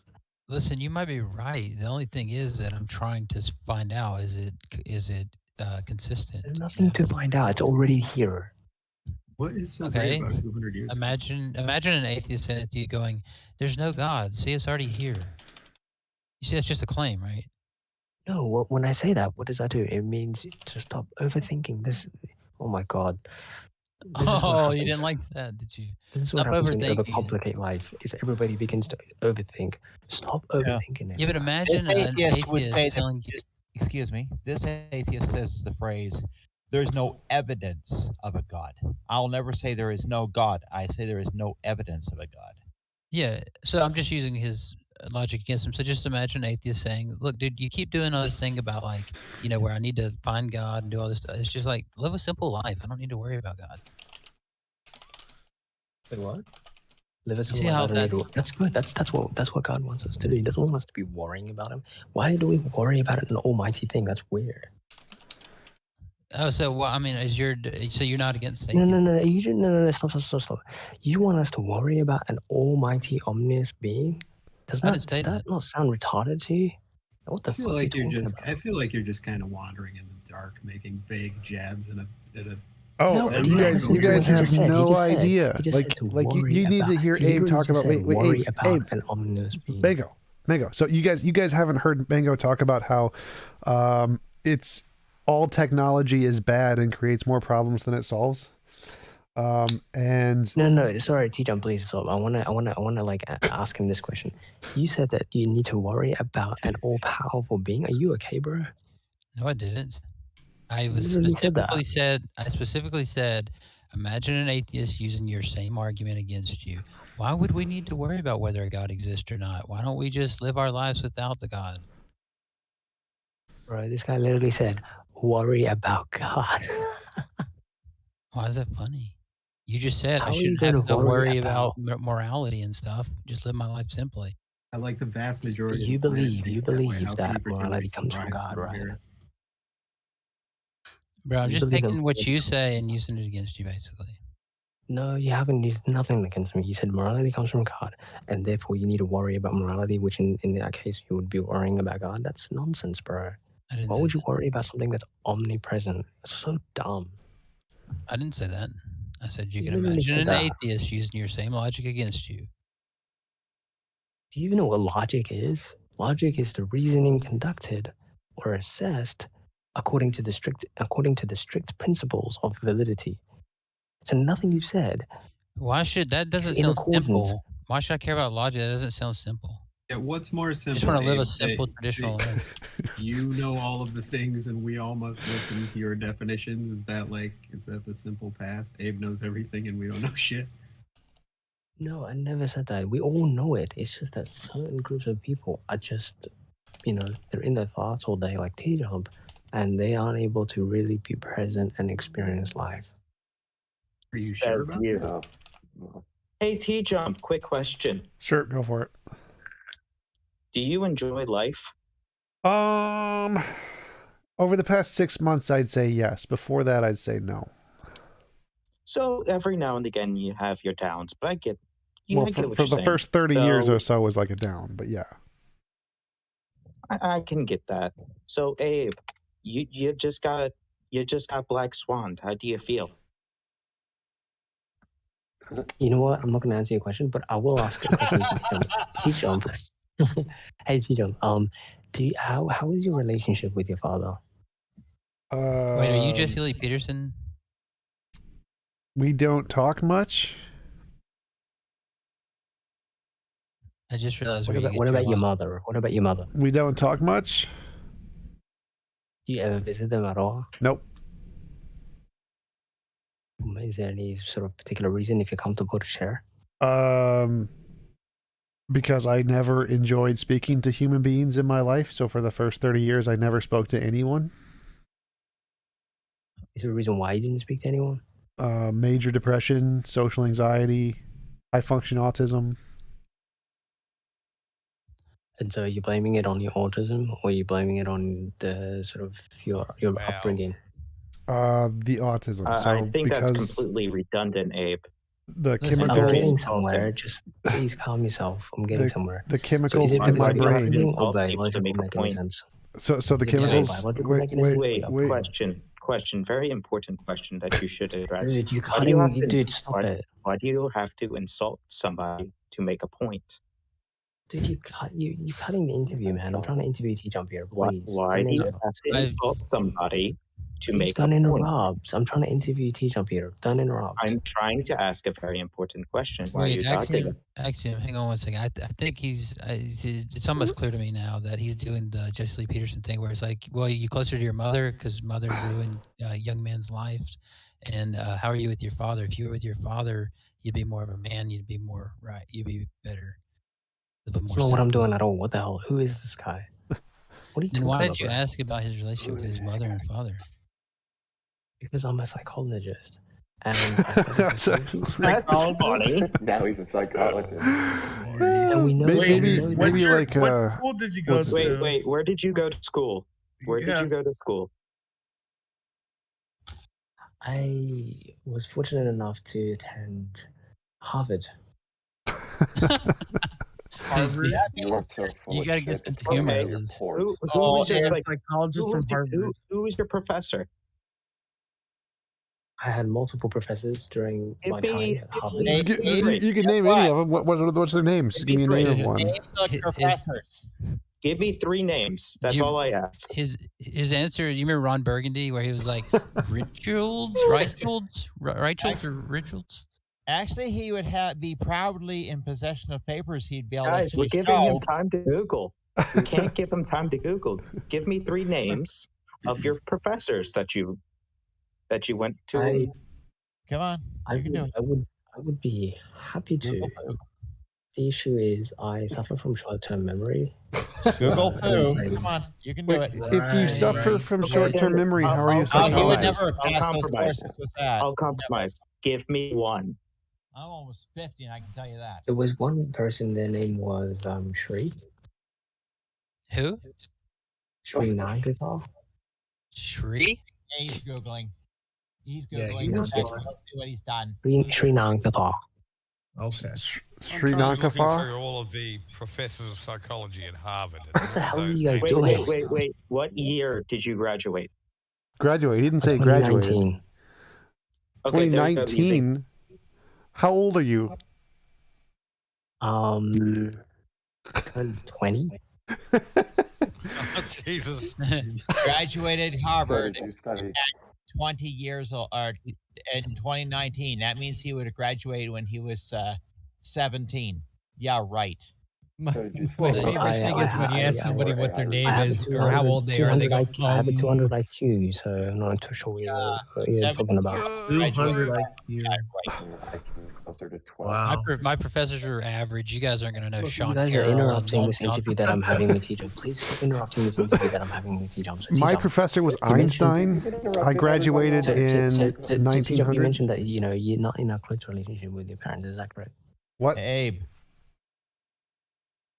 You still dodged my question. So because of that, because of the fact that you aren't doing that, and you're not taking proactive steps to reinvigorate those types of relationships, to me shows that you have this sort of inner conflict.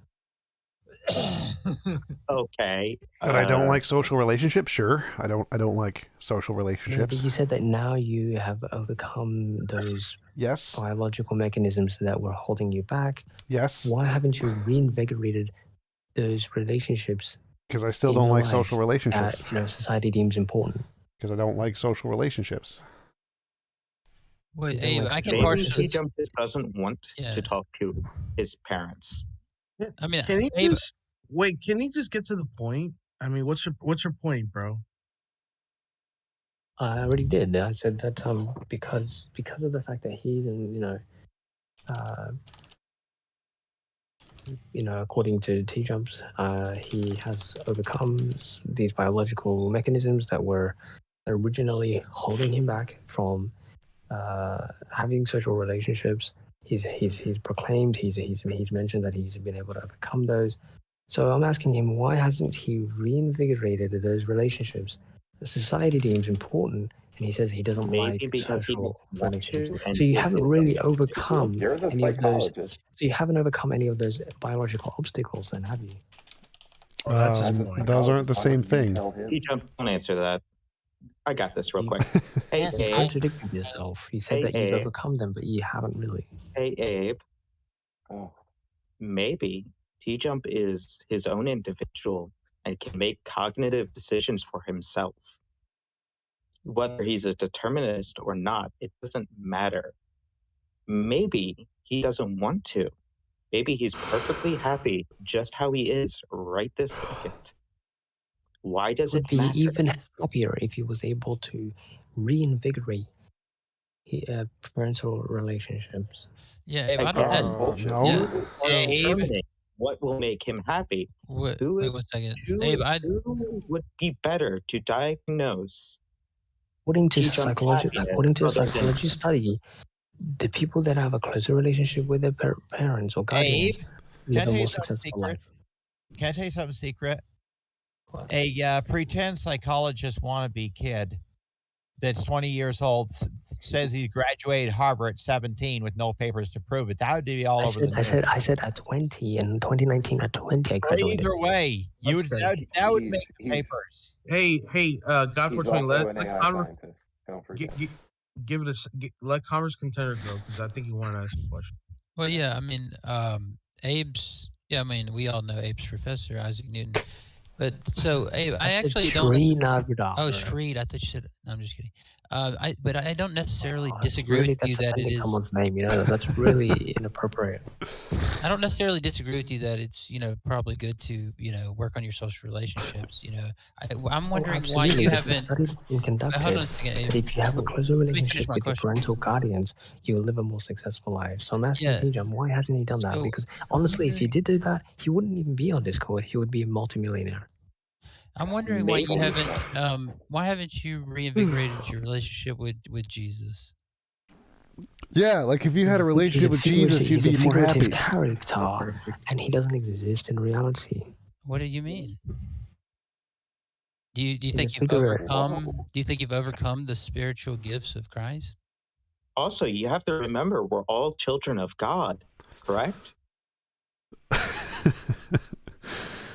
Yes, so when you overcome your, when you,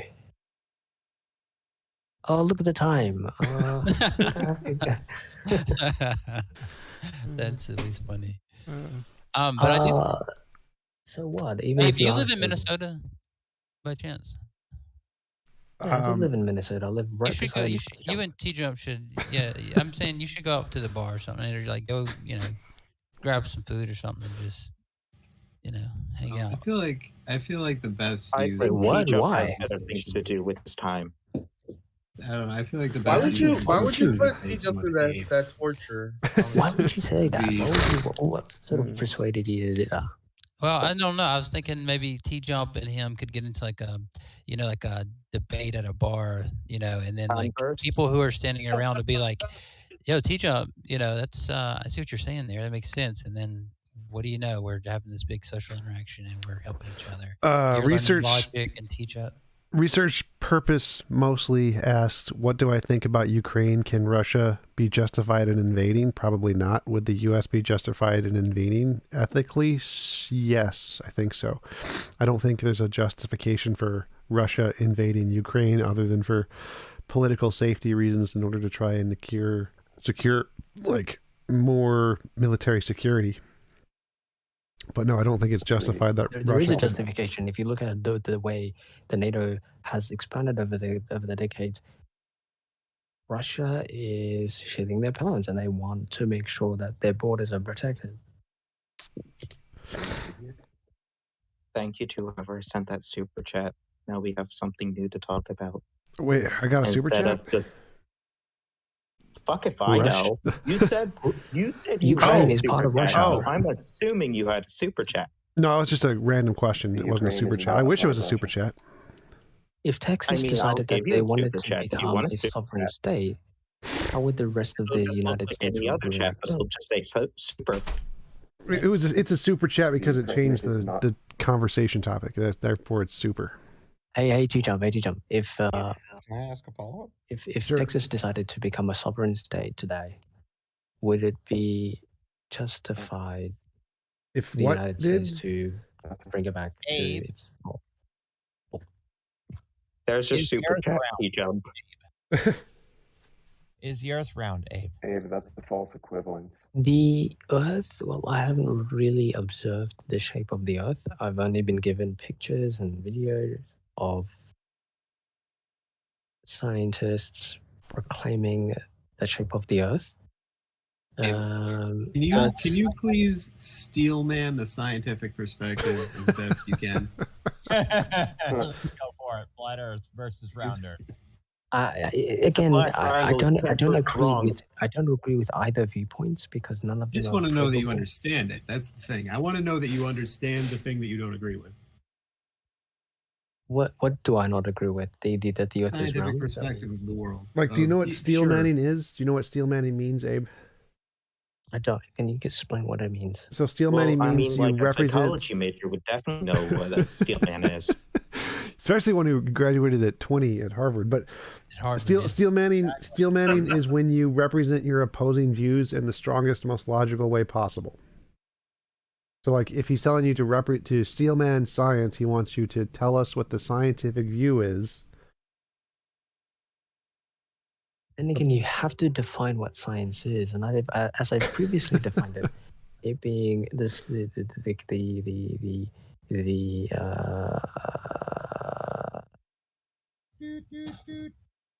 investing. Can someone find the dial-up sound? So if you define science, it's the. Hey, quick question. I think I'm remembering you maybe. Well, maybe not. But are you familiar with Craig Reed? No, who's that? Never mind. There was an Abe that used to come on his channel. I was wondering if it was you. But... Abe is a name he used because his account got banned. So he's Mango. Gotcha. I might know. Oh, okay. I think I remember you from the politics. I don't know who that is. I don't know who that is. Please shut up. His name is Eyebrow Mango. So, yeah. Hey, Abe. As a psychologist, could you just tell us what Dunning-Kruger means? Dunning-Kruger. Fucking great. Sorry, could you repeat that? What is the Dunning-Kruger effect? Well, it's simply the bias where it's one of the biases that we have, whereby people with low capabilities don't help them overestimate their abilities. No, I was saying he's looking. So what you're trying to say is you're trying to sort of well, it's part of it. Define that's half. me as being someone who is sort of displaying the Dunning-Kruger effect. No, they did not claim that. They asked you what they asked if you knew what the Dunning-Kruger effect was and if you could explain. I just did. It's a cognitive bias. You're right. It's a cognitive bias. It's a cognitive bias. It's a cognitive bias. He also phrased it the same exact way as the Wikipedia articles. Research purpose mostly, since a super chat. Thanks. Give that guy a follow-up for the Ukraine one. Like it's basically like, if you think about it, if you're somebody who has a high IQ level, the authority of the super chat friend. Super chat's really saving this voice conversation. Really putting in that work, guys. Yeah, I don't think Russia would be justified in invading Ukraine just because NATO is expanding. NATO's expansion doesn't affect anything in Ukraine. It does affect it because you haven't studied history, and so you don't have the historical context. What does the historical context have to do with NATO? I guess. Well, the follow-up I have, I guess, is what do you take about the ethical argument that Putin tries to put forward about we're bringing back the ethnic homeland of these people that's been stolen and split apart. Yeah, all right, fair enough. All right, you don't take it seriously, yeah. Yes, we're going to take back the land that nobody really wants because clearly we're going to move people there, right? No. Are you going to move people there? No. So what are you taking it back for? An overwhelming majority of Ukrainians want to be a part of the EU. They don't want to be a part of Russia. Hey, Tjump, according to your objective morality. Dude. Considering in the 1930s, Russia killed like a third of the population of Ukraine. It's Holodomor. They don't want to be, they prefer to not have any more starvations. So, yeah. So what? Maybe those killings were justified. Cute. Maybe those killings were justified. Maybe those killings were justified. That's genius. Isn't that adorable? Famine. They died of hunger. Ridiculous. Abe, you're arguing that Russia. What did they die of? What did they die of? Sorry. They died of hunger, starvation, and who caused famine. that? It was the people. It was the Ukrainian government who. It was the Russians who were overseeing the Russian came in and saved them. My God. Wow. You are so silly. It is. Yeah, Abe, you're arguing that Russia should be able to take back the land, right? Like, did you think it's taking it back, basically, right? By force. Yes, they should, because it is a buffer to protect Moscow. Okay, so you guys got to remember, make Russia great again. Russia great again. So Abe, Sorry, I had to. It's because, well, do you think that Russia is 2024. is it partially just because Russia it used to be part of Russia or something like that? Well, no, he said that he needs to use it as a buffer. Serves as a like buffer, you need so to it reduces, so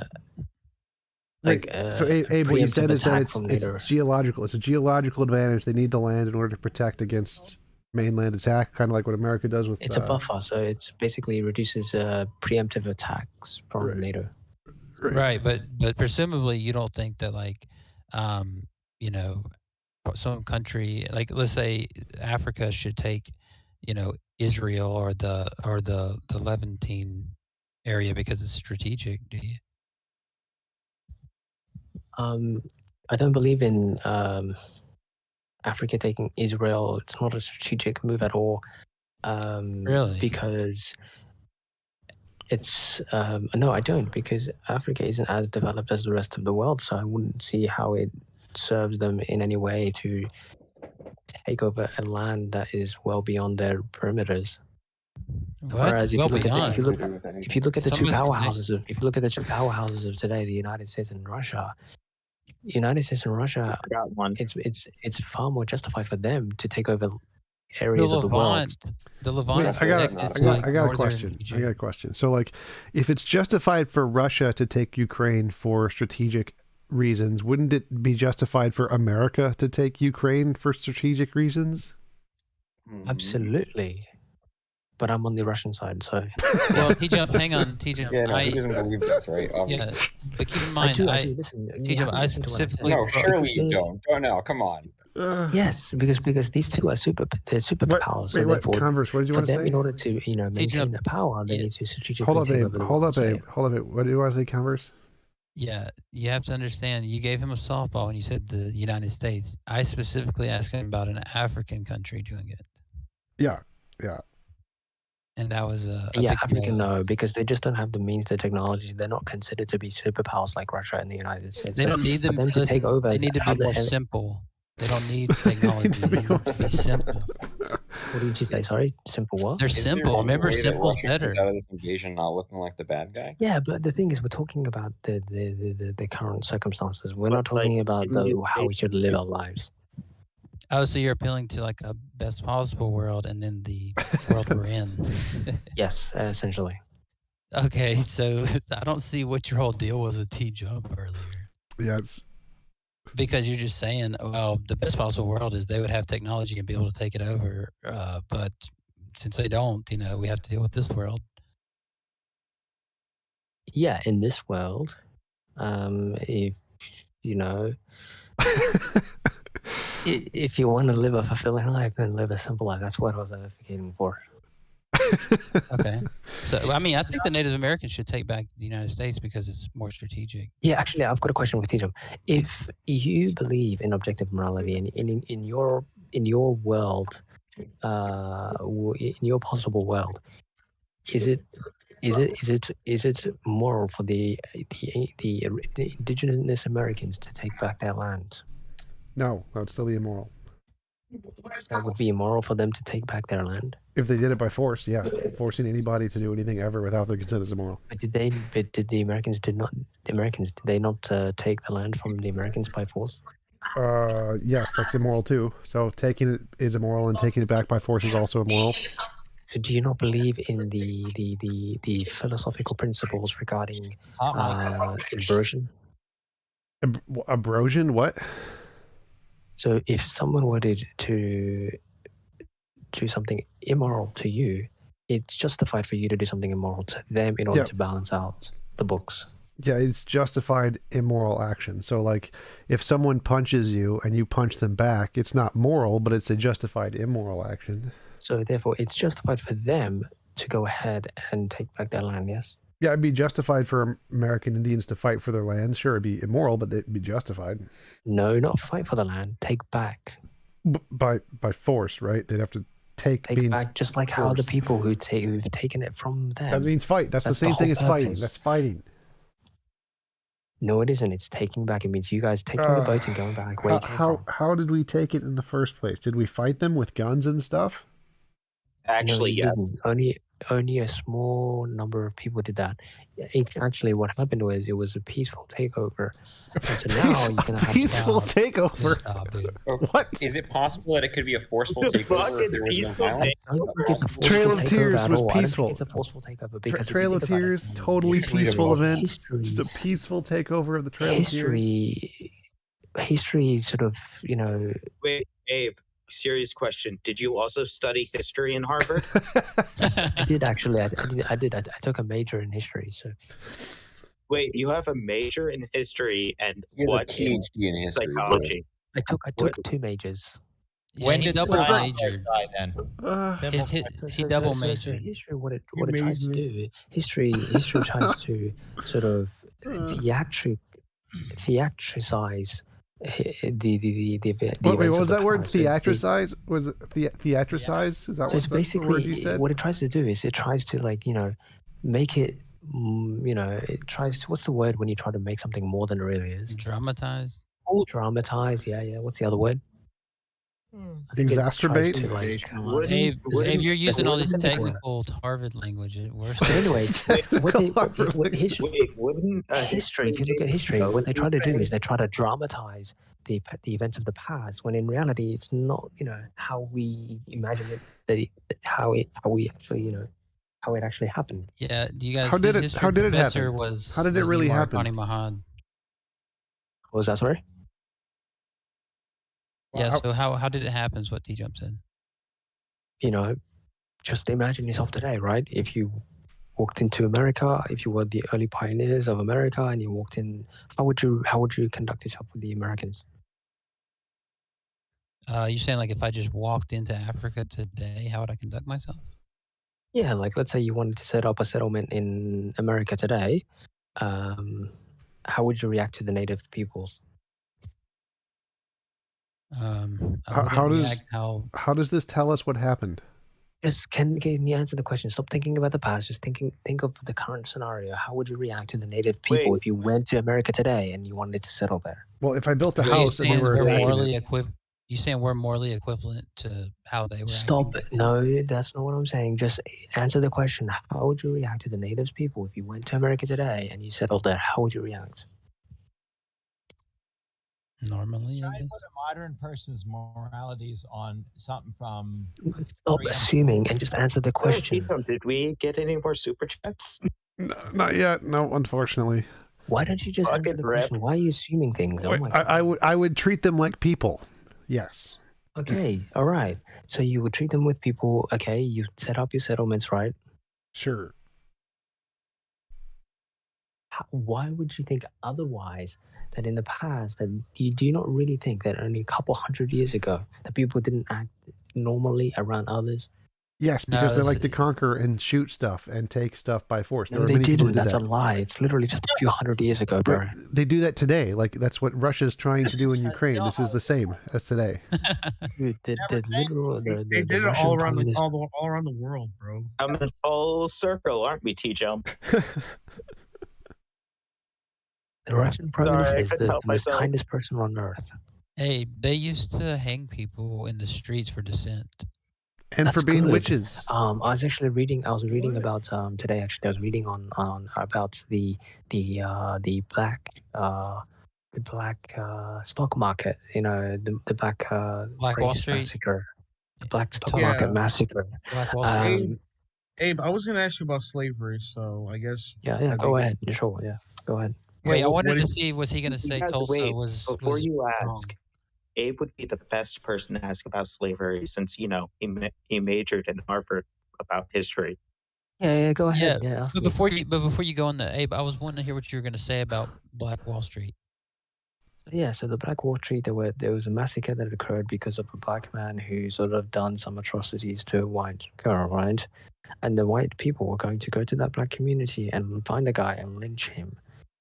That is not bad. That is just how they sort of conducted their. Abe, you believe that? Massacre isn't bad. Massacre is totally normal. So that's because they didn't have a police state. Because they didn't have a police state. Oh my God, this is getting even better by the Is this what they teach at Harvard? This is what they teach at Harvard. Can I finish, please? Can I You finish? guys gotta remember, this is what they teach at Harvard. You should have went to a more simple university. Finish, please. Can I flat. finish? You Can I know finish? that? Can I finish? You fucking can't finish. Can I finish, please? No. Can Abe, I I finish? think you should go back to trying to steel man the scientific perspective. So No, we can please, fill in just the can I gaps in your finish? understanding. No, I I'll didn't mean to pull you back distract. up to Frank planet Earth Frank asked a because question. holy Yeah, no, Please, I can was answer my I was also question? gonna ask, do you know who Eric Erickson is? So Can I do you know finish, who that is? please? Can I finish? Can I finish? Can I finish? Okay, that's fine. If you don't know who that So- is, that's So the lynching that occurred for that black man, that's justified because that's how they carried out their sort of policing, if you will. If somebody committed a crime, they would get lynched. So irrespective of their race, there was a case where a white person did some harm to a white lady. He got lynched as well, even though he's white. So irrespective of race, you get lynched. So that's just how the community ran back then. And if lynching was something, if we didn't have a police state today, then lynching would still be done in America, basically. Wait, Because that's not. Yeah, but you realize that's a straw man. Like the reason why it started was because there were laws that segregated black people from shopping. Well, there was in also white neighborhoods. several other 100 people who died. It wasn't just the black man. Did you not hear what I just said? I said white people also got lynched for committing Wait. So That doesn't explain it.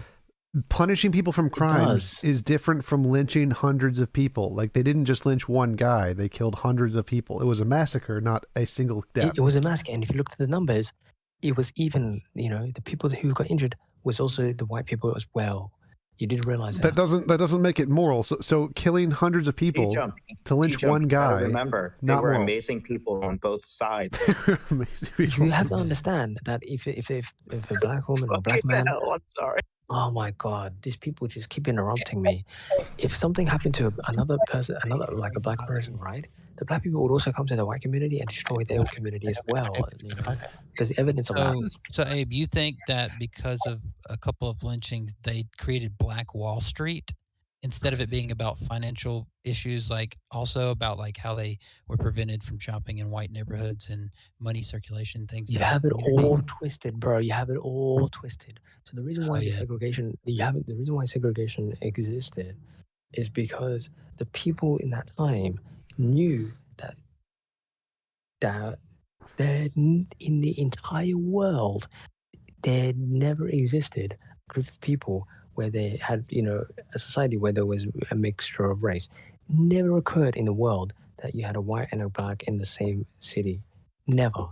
It was only recent times that we started to sort of have mixed race cities. That never occurred in history ever. Not true. And so the concept to them. Should we show you a few places that are like 3,000-4,000 years old that are mixed races? Maybe even 5 years. It never occurred ever. It never occurred ever. Never occurred like in Islam, where the nation was a hub for trade and had different nations and different cultures from all over the world. Yeah, everybody had their own nation. Everybody had their own group. Everybody sticked with their own group. They didn't mix with That's others. not true. No, that's not true. Look at, for example, the Egyptians. I look at their iconography, and you see there's like even the rulers are sitting in a row, right? And it's obviously different colors. You have what looks like. But see, the thing is, Egypt is an instance of America. America is an instance of Egypt. What about Egypt is an example of America, basically. How about the Incan Empire? Wait, Abe, did you take a class in Egyptology also? Yeah. So Egypt is an example of America, right? It's a society of mixed people. That's why it failed, because they mixed. That's why it failed. Well, Abe, you can't say that something Egyptian history. Yeah, you can't say that something that existed before the other thing is an example of that thing. America's an example of Egypt, maybe, but either way, it didn't matter because mixture was happening. It does matter all because throughout the America entire- is heading to failure because they allow mixing. Mixture of races is not good. It's bro. nothing like Egypt. Why is it not It's good? That sounds like a everything moral like claim. Egypt. Wait, so you're a white nationalist now? Yeah, he is acting. Oh my god. Where did that come from? What the fuck? I think he's a Well, Native he's a American segregationist. nationalist. He just wants Native You Americans just to said just... mixing of races isn't moral. That's practically saying you're a white nationalist. Well, he didn't say he Segregation was isn't white. racist. Segregation isn't racist. Segregation is not racist. Segregation is merely the preservation. Can I finish? Segregation is the preservation of your identity. That's all it is. That's all it is. It's not racist. Segregation's worse. Do you know what words mean? Segregation. Well, of course Segregation he is knows the what words mean. preservation of your You guys gotta segregation is the remember, preservation of your identity. he's a double major at Harvard. Triple Stop criticizing major. me and just listen to my arguments. Segregation is a preservation of identity. When you remove segregation and you allow mixture of races to mix, you'll find that people have identity crises now. They don't know who they are. Now I see Doesn't why the state regulate the segregation, though? Segregation is the preservation of your identity. No. It's the state is the one that segregates. It's not It a group of enforces people the saying, segregation. "Hey, It we're doesn't just gonna actually. group It's of not the people." one that actually says, "Hey guys, Segregation this is the what's going on." state that mandates who talks to whom and who touches what. That is segregation isn't a group of people saying, "Hey, we're going to all band over here, fuck these other guys." Segregation. It is. It the is. state Segregation that occurred. mandates- Segregation. No. Segregation There's a existed. difference Well, what if they between want people who want to hang out well with each before other. government interference, segregation existed. No. What you're Yes, talking about is look like into the history. I've studied it. I have a neighborhoods major in history. You and don't. groups of people that said, "Hey, we're these groups of people. These groups of people could go fuck themselves." Segregation No, that's is not what when a happened at all. state You have a mandates the misinterpretation of separation. history. You've been Chili, you brainwashed. gotta remember You've been this guy was a brainwashed. major at Segregation has Harvard. always existed. Segregation has existed since the Yes, beginning of that's time. right. The beginning of fucking time, you idiot. He is So the Abe, ultimate. you are against Abe, freedom. I got one question for you. One quick question. What's your favorite color? Segregation is the preservation No. of identity. Just one simple question. What's your favorite color? Segregation is the preservation of question. identity.